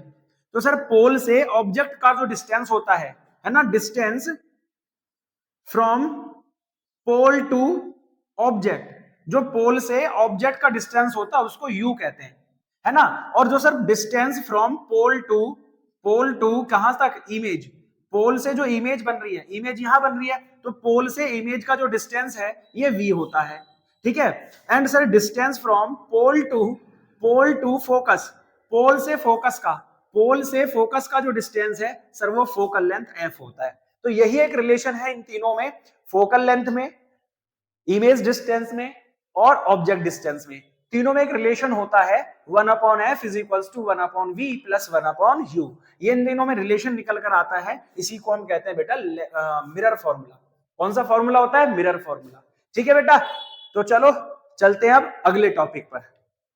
नेक्स्ट टॉपिक में अभी क्लियर किया कि मिरर फॉर्मूला होता है आपका 1/f is equals to 1/v plus 1/u, ठीक है। अब इसको हमें यह समझना है कि भाई कॉनकेव मिरर में या कॉन्वेक्स मिरर में v, u या f का साइन कन्वेंशन क्या होता है, ठीक है। अब ध्यान से सुनना। देखो जो हमारा ये कॉनकेव मिरर है, ठीक है, कौन सा मिरर है बेटे, कॉनकेव। अब कॉनकेव मिरर में ये होता है सर पोल, बिल्कुल भी रटने की जरूरत नहीं किसी को भी, ठीक है, आराम से समझना है। ये पोल होता है, यहाँ ऑब्जेक्ट रखा है।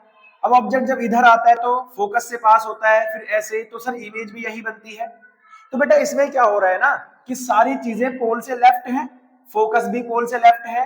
तो भैया फोकस, अगर मैंने आपको बोला था साइन कन्वेंशन में कि कोई भी डिस्टेंस पोल के लेफ्ट होगी तो माइनस में आएगी, तो इसलिए कॉनकेव में सारी की सारी वैल्यू v भी, ठीक है, v भी माइनस, f भी माइनस और u भी माइनस, ठीक है। ध्यान रखना कि तीनों के तीनों माइनस होते हैं, एक कंडीशन को छोड़कर, है ना। एक कंडीशन जब फोकस और पोल के बीच में रखा होता है उस वाली कंडीशन में वो प्लस हो जाता है, ठीक है, बताया हुआ है। दूसरा होता है कॉन्वेक्स। अब कॉन्वेक्स में देखो, कॉन्वेक्स में क्या है सर, इस तरह से होता है पोल, है ना। यहाँ मिडल में आपका पोल है, ये आपका बेटा पोल है, यहाँ ऑब्जेक्ट रखा है। तो भाई ऑब्जेक्ट तो लेफ्ट में रखा है, तो ऑब्जेक्ट लेफ्ट में रखा है इसलिए यू हो गया माइनस।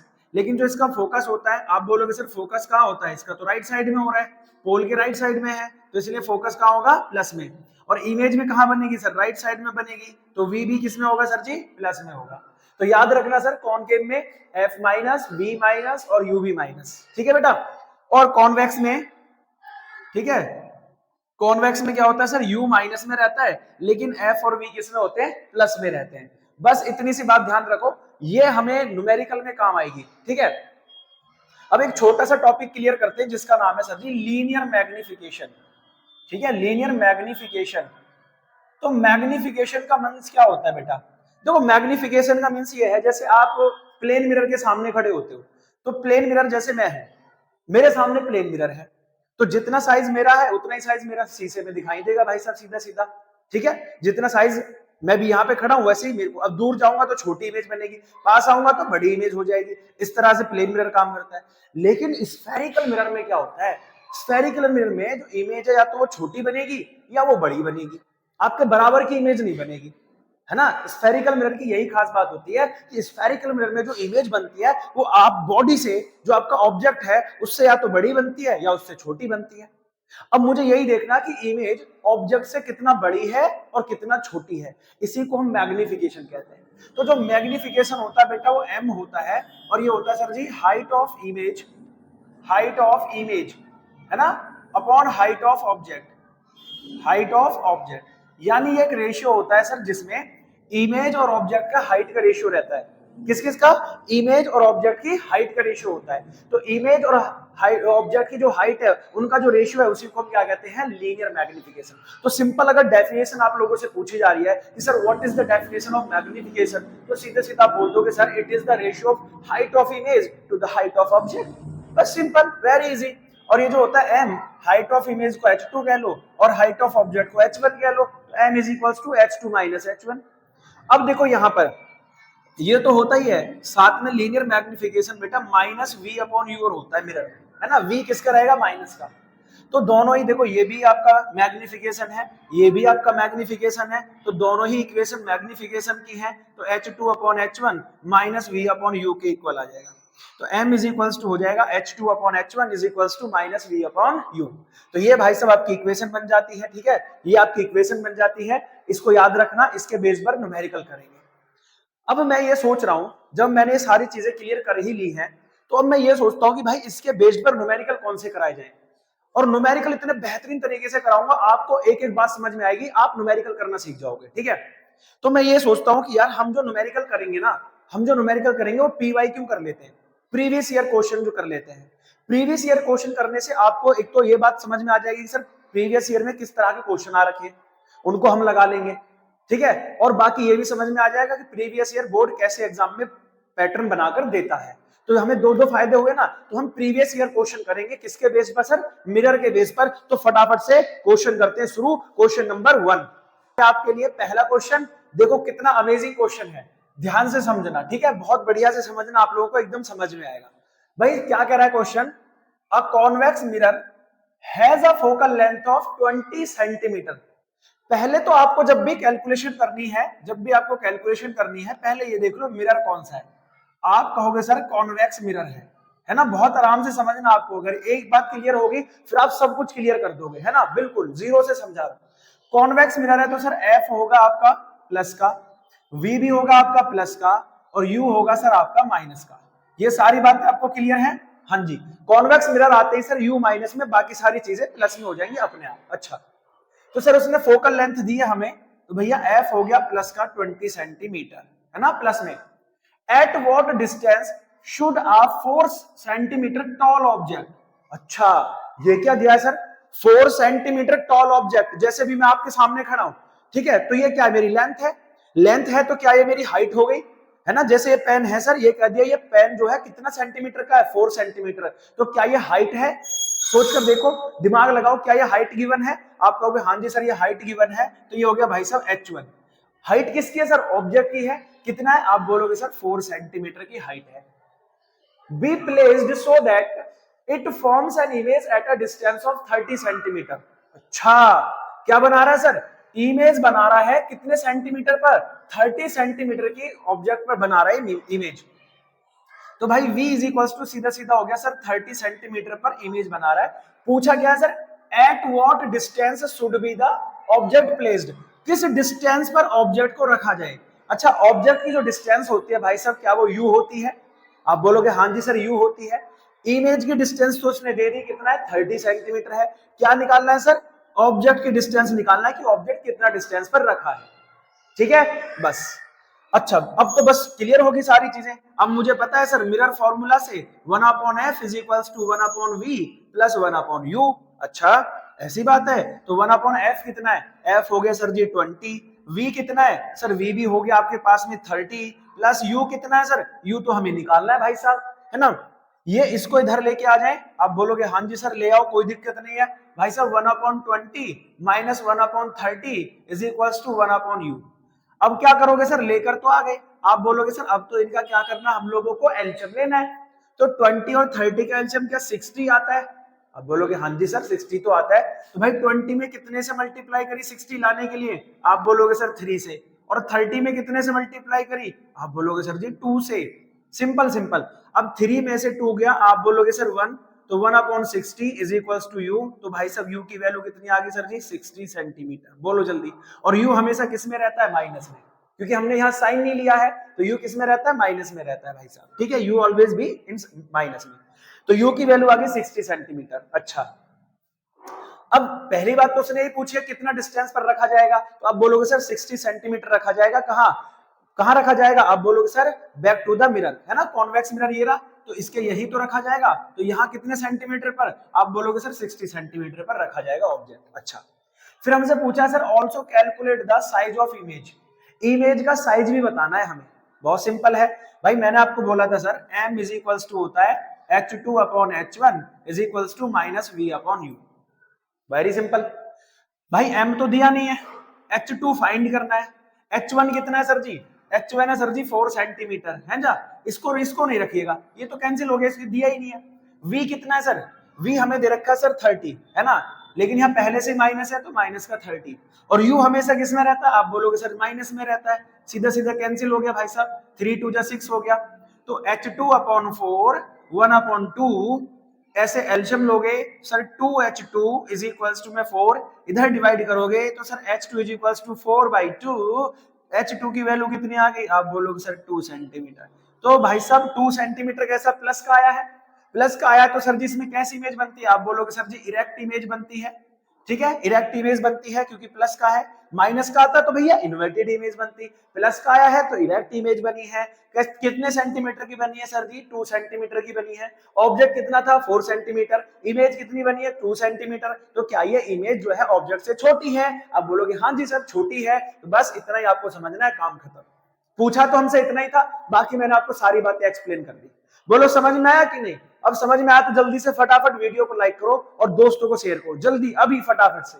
अब इसका दूसरा क्वेश्चन करते हैं, है ना। और कैसे क्वेश्चन पूछे जाते हैं, और बेहतरीन क्वेश्चन देखो कितना मजेदार क्वेश्चन है, ध्यान से समझना इसको। ऐसे ही क्वेश्चन आपको आते हैं। प्रीवियस ईयर का एक और क्वेश्चन है, अ रियल इमेज ऑफ 2/3। ठीक है, रियल नहीं भाई, वर्चुअल इमेज है। ठीक है, क्योंकि मिरर में क्या बनती है, ये कॉन्वेक्स मिरर में जो है क्या बनती है? वर्चुअल इमेज बनती है।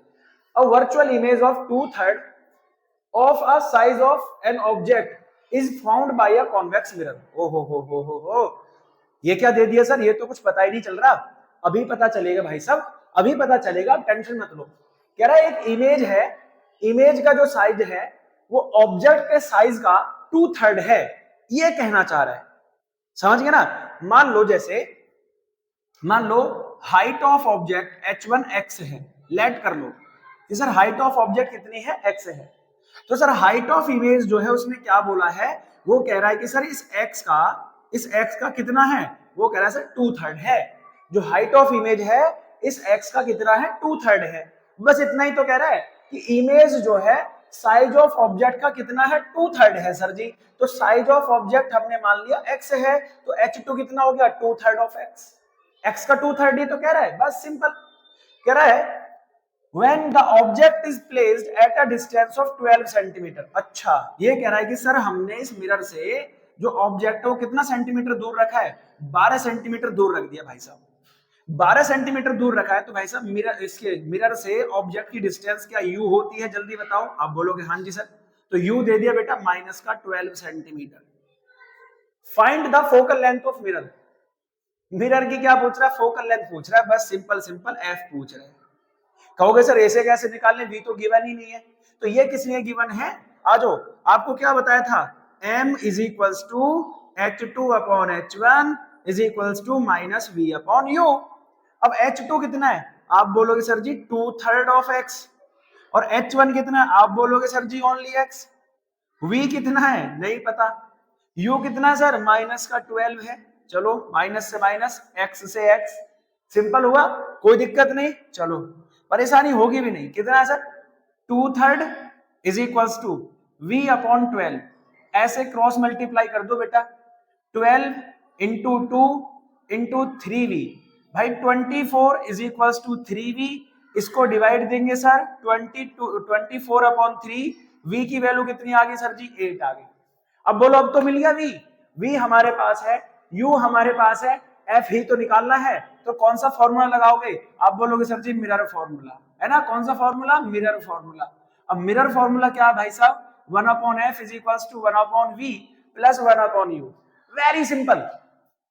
1 upon f is equals to 1 upon v कितना आया 8, u कितना है सर माइनस का 12, ठीक है, f निकालना है, तो 1 upon f is equals to 1 upon 8 minus 1 upon 12। क्या करना है सर जी, आप बोलोगे एलशियम लेना है भाई साहब, कितना आएगा सर 24, यहाँ 3 से यहाँ 2 से मल्टीप्लाई, आप कहोगे सर 1 अपॉन 4 1 अपॉन 24, ये क्रॉस मल्टीप्लाई हो जाएगा, आप बोलोगे sir f is equals to 24 centimetre, यानी जो इसकी फोकल लेंथ है वो बेटा कितनी है 24 सेंटीमीटर है। आई होप आपको बहुत अच्छे से समझ में आया होगा, कोई दिक्कत रही नहीं होगी आपकी, बोलो कर लोगे, कोई दिक्कत तो नहीं है, क्वेश्चन कर लोगे, है ना, कोई इशू नहीं आएगा, बहुत बढ़िया। चलो अब नेक्स्ट टॉपिक की तरफ चलते हैं, यानी मिरर से रिलेटेड ज्यादा से ज्यादा इसी तरह के क्वेश्चन आ सकते हैं, तो बस इसी तरह से आपको क्वेश्चन करने, ठीक है। चलो एक बात और मैं आपको बताता हूँ, कुछ बढ़िया बढ़िया बातें, जैसे कई बार बोर्ड में ऐसे पूछ लेता है कि sir m is equals to +1, इसका क्या अर्थ है, what is the meaning of +1, तो +1 का मतलब क्या है बेटा, आपको समझ में आ जाएगा। देखो m is equals to h2 upon h1 होता है, बोलोगे हाँ जी सर, +1 का क्या अर्थ है भाई, +1 यहां रख दो, h2 अपॉन h1, तो भाई आप क्रॉस मल्टीप्लाई से क्या देखते हो सर, आप ये देख रहे हो sir h1 is equals to h2, तो अगर कहीं आपको ये लिखा हुआ नजर आ जाए कि +1 का क्या अर्थ है, तो आपको समझ में आना चाहिए sir h1 is equals to h2, इसका मतलब होता है कि sir height of image, height of image और किसके इक्वल है, हाइट ऑफ ऑब्जेक्ट के इक्वल है, हाइट ऑफ ऑब्जेक्ट। ऐसा कौन से मिरर में होता है, लगभग ऐसा प्लेन मिरर में ही पॉसिबल होता है, तो ये भी कह सकते हैं कि मिरर कैसा होगा, प्लेन मिरर होगा। स्फेरिकल मिरर में भी पॉसिबल है, लेकिन अभी तक तो आप समझो इस चीज को, बस ध्यान से सुनो कि h1 इजिकल्स टू h2 है, तो इसका अर्थ होता है कि सर जी वो लगभग प्लेन मिरर है जिसमें हाइट ऑफ इमेज और हाइट ऑफ ऑब्जेक्ट दोनों की हाइट सेम है, ठीक है, इतना समझ में आया। चलो और दूसरी बात क्या पॉसिबल है भाई साहब, यहां से ये देखो ये प्लस का 1 आ रहा है ना, ये प्लस का 1 आ रहा है ना, मैग्निफिकेशन क्या है सर, प्लस का 1 है, तो इमेज कैसी होगी, इमेज सर जी इरेक्ट होगी, कैसी होगी, इरेक्ट, जो इमेज बनेगी वो सीधी बनेगी भाई साहब, इरेक्ट इमेज होगी। +2 का क्या अर्थ है, +2 रख दें m, तो +2 का क्या अर्थ है, आप कहोगे सर एक तो ये हो गया, अगर 2 प्लेस कर देते हैं तो h2 अपॉन h1, तो आपको ये पता लगेगा भाई साहब क्रॉस मल्टीप्लाई से h2 is equals to 2h1 कि sir height of the image आएगी वो ऑब्जेक्ट का डबल होगी, यानी ऑब्जेक्ट अगर 2 सेंटीमीटर का है तो इमेज कितनी बनेगी 4 सेंटीमीटर की, ऑब्जेक्ट अगर 3 सेंटीमीटर का है तो इमेज कितनी बनेगी 6 सेंटीमीटर की, ये मतलब होगा, यानी हाइट ऑफ इमेज और हाइट ऑफ ऑब्जेक्ट इतना हो जाएगा, ठीक है, समझ में आया बेटा। इस तरह के क्वेश्चन पूछे जा सकते हैं आप लोगों से, तो इसलिए मैंने इस तरह का क्वेश्चन भी आपको करा दिया। अब नेक्स्ट टॉपिक की तरफ चलते हैं जिसका नाम है रिफ्रैक्शन, है ना, क्या नाम है इसका, रिफ्रैक्शन। चलो अब हमारा टॉपिक है रिफ्रैक्शन ऑफ लाइट। भैया आपने रिफ्लेक्शन पढ़ा, रिफ्लेक्शन क्या होता है कि सर जब लाइट किसी ओपेक मीडियम से हिट करती है तो टकराकर वापस आ जाती है, इसको हमने कहा था रिफ्लेक्शन। लेकिन अभी क्या है, ये सर एक ऐसा फिनोमिना है कि जब लाइट किसी ट्रांसपेरेंट मीडियम से पास होती है, ठीक है, जब लाइट किसी ट्रांसपेरेंट मीडियम मैंने आपको बताए होंगे बहुत सारे, जैसे कि ग्लास हो गया, वाटर हो गया, पेपर हो गया, ऑयली पेपर जैसा होता है ना, तो इस तरह के जो होते हैं आपके कैसा होता है, ट्रांसपेरेंट मीडियम होता है। अब ट्रांसपेरेंट मीडियम क्या है बच्चे, जिनसे लाइट सर आर पर जा सकती है, जिनके लाइट क्या हो सकती है, आर पार जा सकती है। ठीक है, अब देखो होता क्या है भाई साहब रिफ्रैक्शन में, कि सर जब भी लाइट, जैसे ऊपर एयर है और इस बॉक्स के अंदर मैंने भर रखा है पानी, है ना, इस बॉक्स के अंदर क्या है सर, वाटर है, तो लाइट क्या कर रही है सर, एक मीडियम से दूसरे मीडियम में आ रही है। ठीक है, और जब भी लाइट एक मीडियम से दूसरे मीडियम में आती है तो देखो आप बोलोगे सर उसको सीधा सीधा सीधा सीधा सीधा जाना चाहिए था, लेकिन ये लाइट सीधी ना जाकर क्या हो जाती है, बेंड हो जाती है। ये इस पथ पर ना चलकर इस पथ पर जाती है, हल्का सा बेंड हो जाती है। इस फिनोमिना को हम कहते हैं रिफ्रैक्शन ऑफ लाइट। समझे कि नहीं समझे? यानी मैं आपको यहां लिख देता हूं कि when light pass through one medium to, ठीक है, वन मीडियम टू अनोदर, जब भी लाइट एक मीडियम से अनोदर मीडियम में जाती है, it bends from its path, यानी लाइट क्या करती है, ठीक है, अपने पाथ से थोड़ा सा बेंड हो जाती है। दिस फिनोमिना ठीक है बेटा, is known as this phenomena is known as refraction of light. अब ये तो आपको समझ में आ गया कि ये जो भैया क्या हो रहा है कि लाइट जब भी एक मीडियम से दूसरे मीडियम में जाएगी तो क्या करेगी सर, बेंड हो जाएगी, है ना, अपने पाथ से बेंड हो जाती है। अब मैं आपको ये पूछ रहा हूं ऐसा हो क्यों रहा है, what is the cause behind it, इसके पीछे का रीजन क्या है। तो मैं आपको एक एग्जांपल देता हूं, समझना ध्यान से। सोचो अभी आप ऐसे सड़क पर दौड़ रहे हो और बीच में नहर आ जाए, है ना, बड़ा सा तालाब या नहर आ जाए, और अब में आप क्या करोगे, उसको रास्ता वही है कि उसको क्रॉस करके जाना है। अब आप मुझे ये बताओ कि उस जब नहर में आप क्रॉस करोगे, उस तालाब को जब आप क्रॉस करोगे तो आप क्या स्पीड वही रहेगी जो पहले रोड पर थी, या थोड़ी सी कम हो जाएगी? सोचो सोचो सोचो। आप बोलोगे हाँ जी सर, जैसे हम नदी में जाएंगे या उसमें नहर में जाएंगे तो स्पीड कम हो जाएगी। तो सारा खेल ही क्या है सर, स्पीड ऑफ लाइट का है ना, स्पीड ऑफ लाइट का है। कि जब भी लाइट, एयर क्या था, एयर क्या होगा सर, रेयर मीडियम था, रेयर बोले तो हल्का माध्यम, एयर में कम रेजिस्टेंस था। लेकिन वाटर कैसा था सर, वाटर था सर डेंसर मीडियम, है ना। तो आपको ये भी समझ में आ गया रेयर मीडियम और डेंसर मीडियम भी किसे कहते हैं। रेयर मीन्स होता है ऐसा मीडियम जिसमें पार्टिकल्स कम डेंसर हो, यानी जिसका रेजिस्टेंस कम हो जाए, बहुत हल्का मीडियम हो। और डेंसर मतलब सर जो भारी मीडियम हो, ठीक है, जिसमें पार्टिकल्स ज्यादा पास पास हो। तो आप कहोगे सर ये डेंसर मीडियम था, रेयर मीडियम था। अब जैसी लाइट रेयर मीडियम से डेंसर मीडियम में जाएगी तो सर उसकी स्पीड क्या हो जाएगी, कम हो जाएगी। स्पीड कम हो जाएगी तो लाइट सीधी ना जाकर अपने पाथ से थोड़ा सा बेंड हो जाएगी। समझे कि नहीं? आप बोलोगे ठीक है सर, थोड़ा सा बेंड हो गई, लेकिन एक बात बताओ, अगर लाइट डेंसर से रेयर में जा रही हो, ये तो डेंसर मीडियम है, यहां फिर से एयर आ गई, डेंसर से रेयर में जा रही हो, फिर भी बेंड होगी, लेकिन कंडीशन क्या है, यहां देखो, जब लाइट रेयर मीडियम से डेंसर में जा रही है तो बेटा ये क्या था आपके पास, नॉर्मल, है ना। तो ये बेंड जो हो रही थी नॉर्मल की तरफ बेंड होती है, नॉर्मल की ओर, टूवर्ड द नॉर्मल ये बेंड हो जाती है। लेकिन जब लाइट डेंसर से रेयर में जाती है तो sir away from the normal हो जाती है। क्या हो जाती है बेटा, away from the normal bend हो जाती है।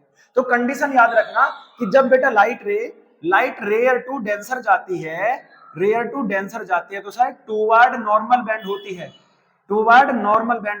ठीक है, टूवर्ड नॉर्मल बेंड हो जाती है।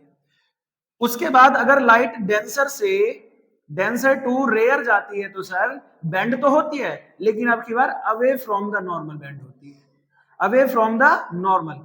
और ऐसा क्यों हो रहा है कि जब सर लाइट, ऐसा क्यों हो रहा है ये भी लिख लो, क्योंकि यहां पर स्पीड क्या हो रही है सर, स्पीड लो हो जा रही है, और यहां पर स्पीड क्या है सर, जैसी डेंसर से रेयर में आएगी स्पीड फिर से क्या हो जाएगी, हाई हो जाएगी। तो यहाँ स्पीड क्या हो जाती है, हाई हो जाती है।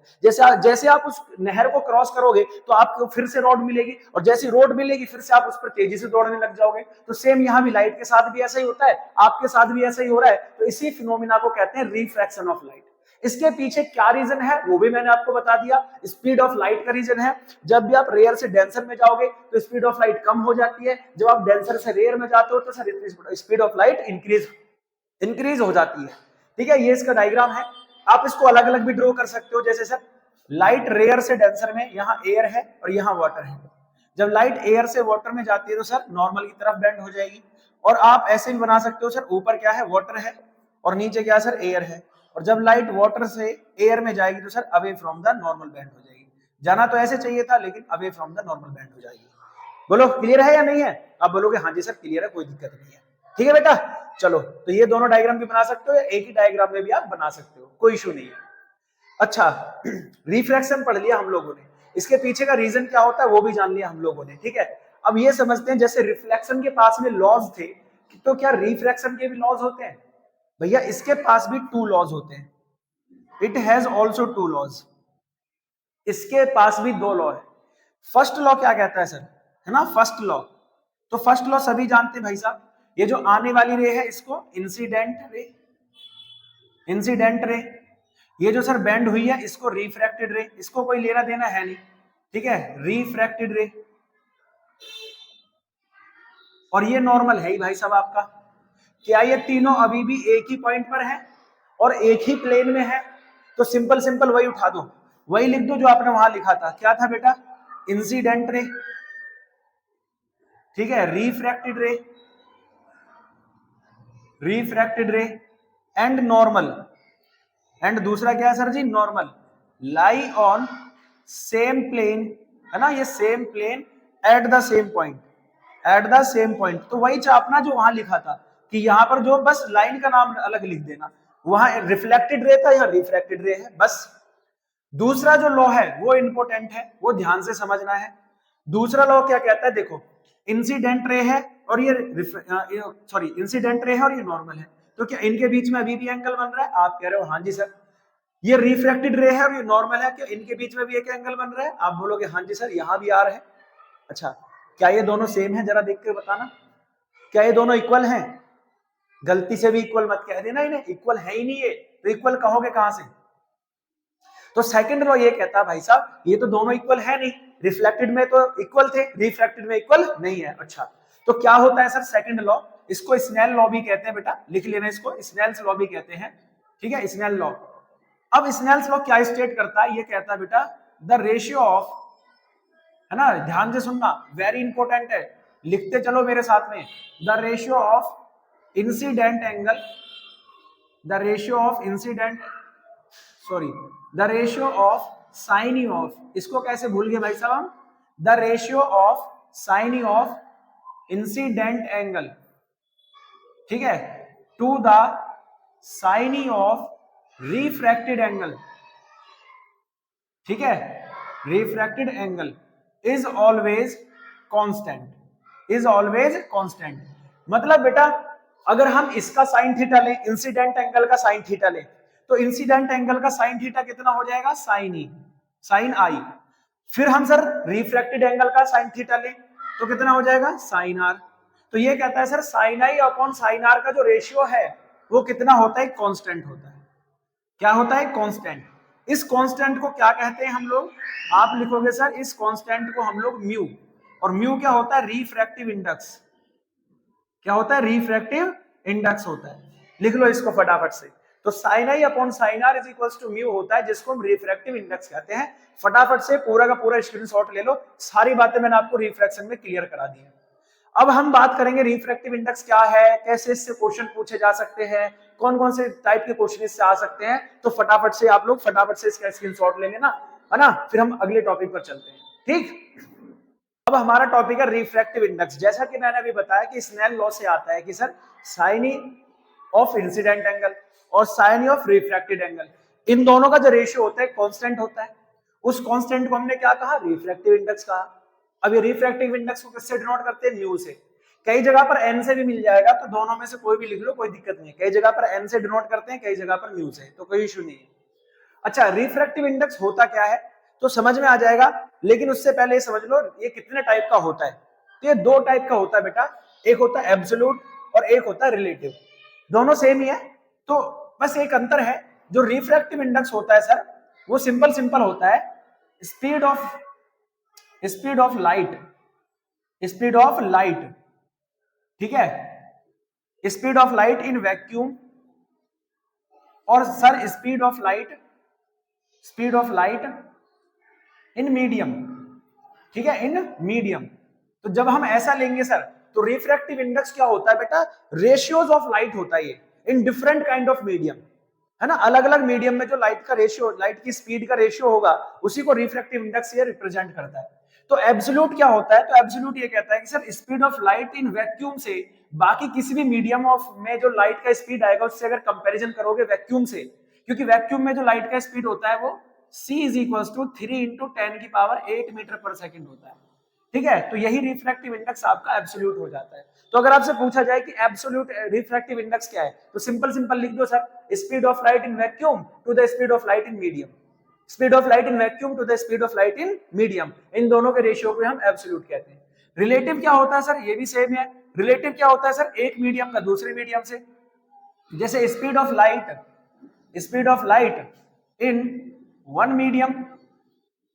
Medium to the speed of light in another medium, है ना। ऐसे एक मीडियम का दूसरे मीडियम के रिस्पेक्ट में जो होगा वो क्या हो जाएगा बेटा, रिफ्रैक्टिव इंडेक्स रिलेटिव वाला हो जाएगा। अगर वैक्यूम आ जाए तो एब्सोल्यूट, और अगर एक मीडियम का दूसरे मीडियम में जा रहा है तो आप समझ जाओ वो कौन सा है सर, रिलेटिव रिफ्रैक्टिव इंडेक्स है। अच्छा, ऐसे समझो कि अगर लाइट सर एयर से वाटर में जा रही है, एयर से किस में जा रही है, वाटर में, यहां से लाइट एयर से वाटर में जा रही है, तो आपको पता है टूवर्ड नॉर्मल बेंड होगी। ठीक है, इसको कैसे लिखेंगे सर, इसको लिखेंगे कैसे, इसको लिखेंगे बेटा ए म्यू डब्ल्यू। क्या लिखोगे इसको, ए म्यू डब्ल्यू। और ए म्यू डब्ल्यू क्या होता है sir, refractive index of water to the refractive index of air. बस सिंपल सी बात है सर, है ना। ए म्यू डब्ल्यू को क्या लिखा जा सकता है sir, refractive index of water, refractive index of air. जहां से लाइट आ रही थी उसका रिफ्रैक्टिव इंडेक्स हमेशा क्या रहेगा, रिस्पेक्ट में नीचे रहेगा, और जिसमें जा रही है उसका रिफ्रैक्टिव इंडेक्स ऊपर रहेगा। समझ में आई बात है, चलो बहुत बढ़िया। अब देखो यहां से क्वेश्चन कैसे पूछा जाता है, आपसे पूछेगा sir the refractive index of light, ठीक है, the refractive index of light in glass is 1.5, ठीक है। Find the speed of light in glass. बस सिंपल सी बात है भाई साहब, ग्लास का जो रिफ्रैक्टिव इंडेक्स है, ठीक है, वो कितना है, आप बोलोगे सर म्यू जी जो है वो 1.5 है ना, ग्लास का जो रिफ्रैक्टिव इंडेक्स है। और वैक्यूम में लाइट की स्पीड कितनी होती है, 3 इंटू 10 की पावर सर 8 होती है। तो भाई साहब आपसे लाइट ग्लास में इसकी स्पीड पूछ रहा है, क्या होगा। तो भाई सीधी सीधी बात है, मैंने बोला था mu G is equal to C upon क्या हो जाएगा, वी हो जाएगा। म्यू जी 1.5 है सर, इसकी वैल्यू 3 इंटू 10 की पावर 8 है, वी फाइंड करना है। क्रॉस मल्टीप्लाई करोगे sir, V into 1.5 is equal to 3 into 10 की पावर 8। इसको इधर लेके जाओगे भाई साहब, आप बोलोगे सर 3 इंटू 10 की पावर 8 अपॉन 1.5, पॉइंट हटाओ सर, जीरो आ जाएगी, 15 टू जा। तो आपको धीरे धीरे समझ में आ रहा है भाई साहब कि कहीं ना कहीं स्पीड ऑफ लाइट तो चेंज होता है ना। देखो वैक्यूम में कितनी थी sir speed of light, 3 into 10 की पावर 8, लेकिन जैसे ही ग्लास में एंटर करती है तो सर 2 इंटू 10 की पावर 8 रह जाती है। तो क्या हुआ, स्पीड ऑफ लाइट कम हुई या नहीं हुई, है ना, स्पीड ऑफ लाइट कम हुई या नहीं हुई। आप बोल रहे हो हाँ जी सर स्पीड ऑफ लाइट बिल्कुल कम हो गई। चलिए इस तरह के क्वेश्चन आपसे पूछे जा सकते हैं रिफ्रैक्टिव इंडेक्स। और कैसा क्वेश्चन आ सकता है, ठीक है, और कैसा क्वेश्चन आ सकता है आप लोगों से पूछने के लिए, कहेगा देखो यहां पर ऐसे कहेगा, आपको शॉर्ट फॉर्म में समझा रहा हूं, ए म्यू डब्ल्यू 3/4 है, डब्ल्यू म्यू ए क्या होगा, इसका क्या मतलब है sir, refractive index of water with respect to air, है ना। वाटर का एयर के रिस्पेक्ट में जो रिफ्रैक्टिव इंडेक्स है वो 3/4 है। तो सर जी वाटर एयर का वाटर के रिस्पेक्ट में क्या होगा, उल्टा, है ना, रिवर्स कर दिया। तो भैया रिवर्स कर रहे हो तो इसको भी रिवर्स कर दो, 4/3 हो जाता है। रिवर्स कर रहे हो तो सर इसको भी रिवर्स कर दो, 4/3 हो जाएगा। ठीक है, समझ में आया। ए म्यू डब्ल्यू दे रखा था 3/4, तो डब्ल्यू म्यू ए क्या हो जाएगा, रिवर्स कर दो, उल्टा कर दो इसको, 4/3। बस सिंपल सी बात है, खत्म हो गया चीजें। ठीक है, कोई इशू है ही नहीं सर। ठीक है, चलो आगे चलते हैं। अब हम लोग रिफ्रैक्टिव इंडेक्स से जितने क्वेश्चन थे वो कंप्लीट हो गए। अब चलते हैं सर लेंस की तरफ। किसकी तरफ, अब हम चलने वाले हैं लेंस की तरफ। रिफ्रैक्शन हमने बहुत अच्छे से अमेजिंग अंदाज में एकदम क्लियर कर लिया, मजा आया होगा आप सभी को। तो चलो फिर से हम लोग करते हैं अपना लेंस। अब देखो लेंस की डेफिनेशन क्या लिखी है sir, the combination of two transparent spherical glass. Transparent होना जरूरी है, ग्लास पॉलिश्ड नहीं होना चाहिए, है ना। ग्लास दोनों तरफ से कैसा हो, ट्रांसपेरेंट, जिसके आर पार लाइट जा सके। स्फेरिकल सरफेस एक ऐसा हो जाएगा, एक ऐसा हो जाएगा। ठीक है, दोनों को मिला देंगे तो सर क्या बन जाएगा, लेंस बन जाएगा भाई साहब। तो सर एक स्फेरिकल ऐसे हो गया, एक स्फेरिकल ऐसे हो गया। अगर दोनों को सीधे सीधे मिला दें तो सर जी ये एक लेंस बना, इसको हमने कहा कॉन्वेक्स लेंस। कौन सा लेंस का भाई साहब? Convex lens. अगर इसको उठाकर इधर ले जाएं तो ये वाला तो इधर रहेगा, ये वाला इधर रहेगा, तो ये कुछ इस तरह से लेंस बन जाएगा। ये बन गया सर जी आपके पास में कॉनकेव लेंस। तो भाई साहब दो टाइप के लेंस होते हैं, एक कॉन्वेक्स होता है और एक कॉनकेव होता है जी।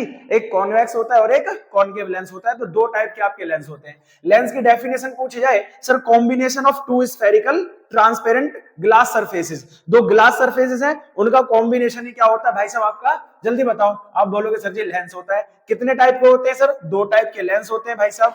आपका कौन सा? एक कॉन्वेक्स है, एक कॉनकेव। अगर आपसे कॉन्वेक्स की डेफिनेशन पूछे कि कॉन्वेक्स क्या है, बहुत मजेदार डेफिनेशन है। कॉन्वेक्स देखो बीच से कैसा है सर जी? मोटा है।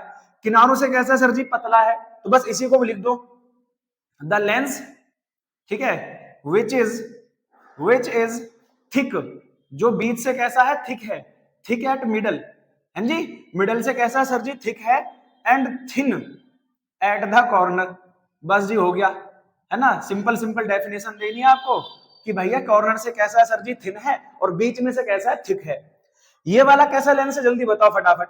आप कह रहे हो सर जी बीच में से तो पतला है और किनारों पर से देखो फैला हुआ है, तो बस सीधे सीधे लिख लो sir, the lens which is, ठीक है, the lens which is thin at the middle, thin at the middle and thick at the corner. बेटा ठीक है, समझ में आ गया कि सर स्वर जो हमारा थिन होगा मिडल में से और थिक होगा आपके कॉर्नर पे से, तो ऐसे लेंस को हम क्या कहते हैं? कॉनकेव मिरर कहते हैं। तो दोनों की डेफिनेशन आपको बहुत बढ़िया तरीके से नजर आ गई सर। जो बीच से मोटा है, किनारों से पतला है, जो बीच से थिक है और किनारों से कैसा है? थिन है, उसको हम कॉन्वेक्स बोलते हैं। और बाकी कॉनकेव वही है सर, जो लेंस बीच में से थिन होगा और किनारों पर से थिक होगा, तो उसको हम क्या बोलेंगे? कॉनकेव लेंस बोलेंगे। अच्छा, क्या सारी बातें इसमें भी वही होती है? हाँ जी। जो मिरर में आपने डेफिनेशंस पढ़ी थी, मिरर में जो डेफिनेशंस पढ़ी थी, जो साइन कन्वेंशन पढ़ा था, ठीक है, जो साइन कन्वेंशन पढ़ा था वो सेम यहीं पर है, लेंस के लिए भी वही सेम काम करता है, ठीक है। एक चीज इसमें होती है ऑप्टिकल सेंटर। जो जो इसमें इंपॉर्टेंट होती है मैं बता दे रहा हूं आपको। ऑप्टिकल सेंटर भाई साहब, जो पोल होता है इनका ऑप्टिकल सेंटर होता है, यानी द सेंटर ऑफ, ऐसे लिख सकते हैं, द सेंटर ऑफ, ठीक है, ध्यान से सुनना, the centre of lens is called, the centre of lens is called, जल्दी बताओ क्या बोलोगे आप इसको? ऑप्टिकल सेंटर, ठीक है बेटा, इसको ऑप्टिकल सेंटर बोलते हैं, ठीक है। जो इसका सर क्या होता है? जल्दी बताओ फटाफट से। जो इनका सेंटर होता है वो इसका ऑप्टिकल सेंटर होता है। अच्छा, एक और बात आपको बता दूं, ऑप्टिकल सेंटर में से, है ना, ऑप्टिकल सेंटर में से जो लाइट पास होती है बेटा वो डिफ्लेक्ट नहीं होती। द लाइट पास थ्रू, है ना, जो लाइट सर किससे पास हो रही है? The light pass through optical centre. Optical centre, जो लाइट ऑप्टिकल सेंटर से पास होती है, जैसे ये लाइट यहां से पास हुई तो सर यहां से पास होगी, ऐसे ही लौट जाएगी। ये आपको मैंने मिरर में भी बताया था। जो लाइट पोल से पास होती है, सेंटर से पास होती है, वो ऐसे ही निकल जाती है, ठीक है। The light pass through the optical centre do not deflect, ठीक है, सॉरी, डज नॉट डिफ्लेक्ट।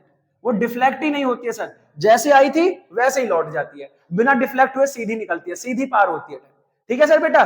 सारी बातें समझ में आई? चलो बहुत बढ़िया। नेक्स्ट चीजें चलते हैं सर। नेक्स्ट आगे क्या सर? कॉन्वेक्स लेंस को हम कन्वर्जिंग लेंस भी कहते हैं, पहले ये समझ लो, कन्वर्जिंग लेंस कहते हैं।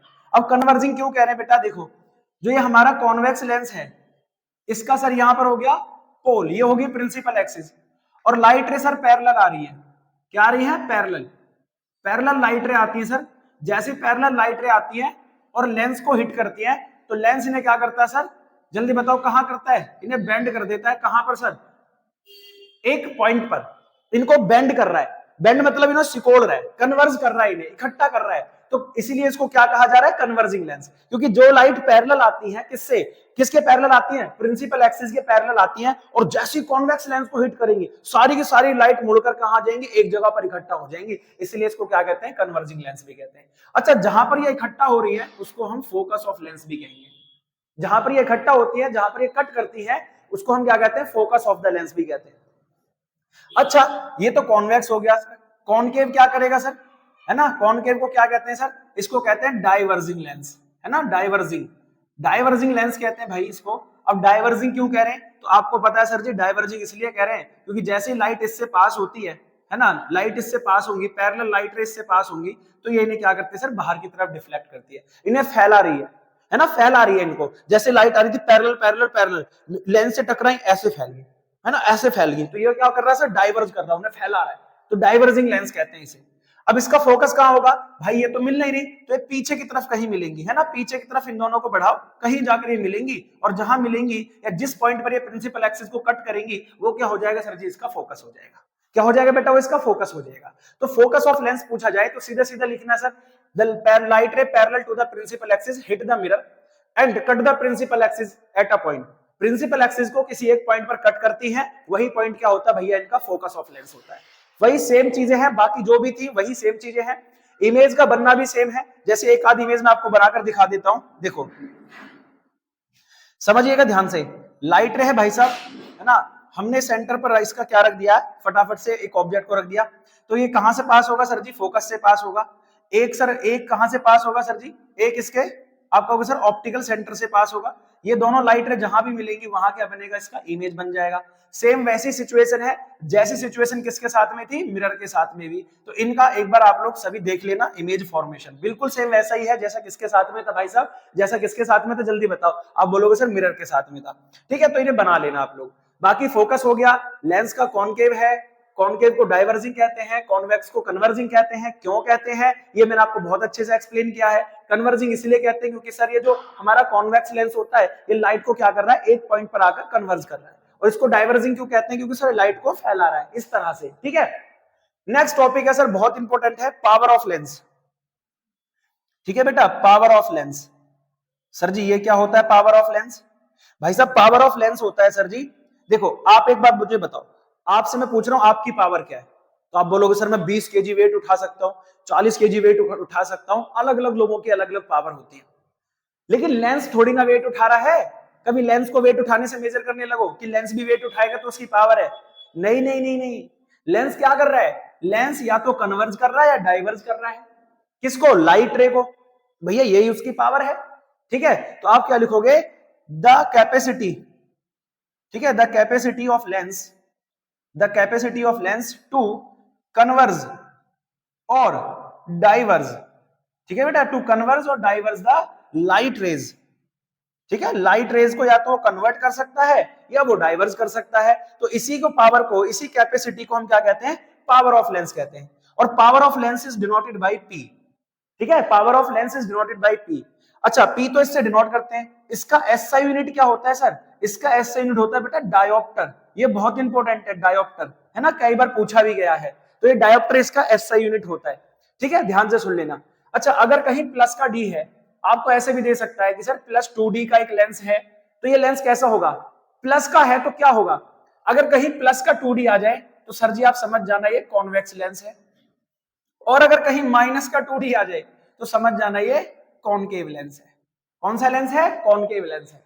याद रखोगे, जल्दी बताओ फटाफट से, है ना। अगर कहीं प्लस का 2D आ जाए तो आप समझोगे सर कॉन्वेक्स लेंस है, अगर कहीं माइनस का आ जाए, इस तरह से माइनस का आ जाए डायोप्टर, तो वो कौन सा हो जाएगा, कॉनकेव लेंस हो जाएगा। बहुत इंपॉर्टेंट काम की चीजें बता रहा हूँ, ये नोट डाउन कर लेना, यहाँ से क्वेश्चन आते हैं कि एक ऑब्जेक्ट का बताओ इतना +2 डायोप्टर है, फोकल लेंथ क्या होगी और वो कौन सा लेंस होगा, तो आप समझ जाना यहाँ पर, अगर प्लस दिया है तो कॉन्वेक्स और माइनस दिया तो कॉनकेव, ठीक। चलो अब नेक्स्ट टॉपिक है जिसका नाम है सर जी लेंस फॉर्मूला, है ना। लेंस फॉर्मूला क्या होता है, सेम है भाई साहब, जैसे मिरर फॉर्मूला होता है वैसे ही लेंस फॉर्मूला होता है, लेकिन यहां पर मिरर में होता था प्लस, लेकिन लेंस में होता है माइनस, ठीक है, लेंस में होता है माइनस, मिरर में होता था प्लस, लेंस में होता है माइनस, बस ये भूल मत जाना। बाकी एफ वी और यू सब सेम है। एफ मतलब क्या है सर, फोकल लेंथ है, वी मींस क्या है सर, इमेज डिस्टेंस है, यू मींस क्या है सर, ऑब्जेक्ट डिस्टेंस है, सारी चीजें सेम है। अब इससे पूछा जाएगा linear magnification, linear magnification of lens, तो भैया वो भी सेम है, m is equals to h2 upon में h1, लेकिन मिरर में यहाँ माइनस v अपॉन यू होता था, लेकिन लेंस में माइनस नहीं होता, लेंस में क्या होता है, प्लस होता है, प्लस का v अपॉन यू, बस इतना सा अंतर है। डेफिनेशन सेम रहेगी भाई साहब कि height of object to the height of image, the ratio of height of object to the height of image is called linear magnification of lens. लेकिन यहां अंतर आता है बस कि यहां उसमें माइनस होता था, लेकिन यहां पर क्या होता है, प्लस होता है, सिंपल सी बात है। अच्छा सारी चीजें क्लियर होगी, ओके। एक रिलेशन होता है बेटा relation between focal length and power of lens. Lens की पावर और फोकल लेंथ में क्या रिलेशन होता है? तो बेटा जो पावर होती है वो फोकल लेंथ के इनवर्सली प्रोपोर्शनल होती है। किसके बेटा? फोकल लेंथ के इनवर्सली प्रोपोर्शनल, यानी P is equals to 1/f। ये कब है? जब f बेटा किसमें हो? मीटर में। जब f किसमें हो? मीटर में। और यही P is equals to 100/f हो जाएगा कब? जब f गिवन हो सेंटीमीटर में। इसका मतलब क्या है? देखो समझो, एक क्वेश्चन से समझते हैं। ऐसे लिखा है द फोकल लेंथ ऑफ, ठीक है, the focal length of convex mirror, ठीक है, फोकल लेंथ जो है कॉन्वेक्स मिरर की वो सर कितना है? आप ध्यान से सुनो, आप कहोगे सर जी 20 सेंटीमीटर है। फाइंड इट्स पावर, तो पावर आपको निकालनी है। तो पावर हो जाएगी P is equal to, sir अब देखो फोकल लेंथ किसमें दी थी? आप बोलोगे सर सेंटीमीटर में, तो फॉर्मूला भी कौन सा लगाओगे सर? 100 वाला, 100/f। तो भैया 100/20, इसको आप कैंसिल कर दोगे तो कितनी आ जाएगी सर? 5 डायोप्टर, वो भी प्लस का, है ना? वो भी किसका आएगी? प्लस का। क्यों आएगी? क्योंकि सर जो फोकल लेंथ है, देखो यहां पर समझो, कॉन्वेक्स लेंस होता है, तो कॉन्वेक्स लेंस में जो इमेज बनती है सर आगे की तरफ बनती है, फोकस भी आगे की तरफ होता है। तो कॉन्वेक्स लेंस में U होता है माइनस, F होता है प्लस और V होता है सर जी प्लस। लेकिन कॉनकेव में इसका उल्टा हो जाएगा। कॉनकेव में U भी माइनस, V भी माइनस और F भी माइनस, तीनों के तीनों माइनस हो जाएंगे भाई साहब। क्या हो जाएंगे सर? तीनों के तीनों माइनस हो जाएंगे। ये पहले मैं मिरर में बता चुका हूं, सेम है साइन कन्वेंशन, कोई दिक्कत लेने की जरूरत ही नहीं है, ठीक है? ये मैं पहले ही बता चुका हूं आप लोगों को, ठीक? अगर ये मीटर में होता, है ना, ऐसे दे देता कि पावर, ऐसे देता सर फोकल लेंथ जो आपका 2 मीटर है, फोकल लेंथ कितना है? 2 मीटर, और आपसे पूछता सर पावर क्या है, तो भैया पावर आपसे पूछी थी, तो अब की बार sir P is equals to 1/f लगाते, तो sir P is equals to 1/2 कर देते, कितना आ जाते सर? 0.5 आ जाती। ठीक है मेरे भाई, कितनी आ जाती? 0.5 आ जाती। ध्यान से देखना कि लेंस कौन सा दिया है। अगर कॉनकेव लेंस देता तो भाई f माइनस में लेना पड़ता, फिर डायोप्टर किस में आता? माइनस में आता। अगर कॉन्वेक्स लेंस है तो सर प्लस में लेना पड़ रहा है, ठीक है? इस तरह से आपको काम करना है, ठीक है? कोई और समस्या आपको? तो भाई साहब जितनी चीजें थी मैंने आपको इसमें क्लियर कराई, लेंस को लेकर, मिरर को लेकर, बहुत अमेजिंग मैंने आपको लिए वीडियो बनाई है। वन शॉट बहुत मेहनत लगी है भाई साहब। पहले तो सारे के सारे बच्चे इसको फैला दो, शेयर कर दो, और फिर मुझे कमेंट में बता दो कि अगली बार कौन सी फटाफट से आपके लिए वन शॉट बनाए, किस चैप्टर की बनाए फिजिक्स में क्लास 10th को लेकर। फटाफट से आप चैप्टर का नाम बता दो, अगली वन शॉट इसी पर आ जाएगी। तब तक के लिए आप लोगों से भाई साहब यही उम्मीद है कि आप लोग बहुत सारा प्यार देंगे इस वीडियो को, तो फटाफट से फैला दो इस वीडियो को। तब तक के लिए जय हिंद, जय भारत।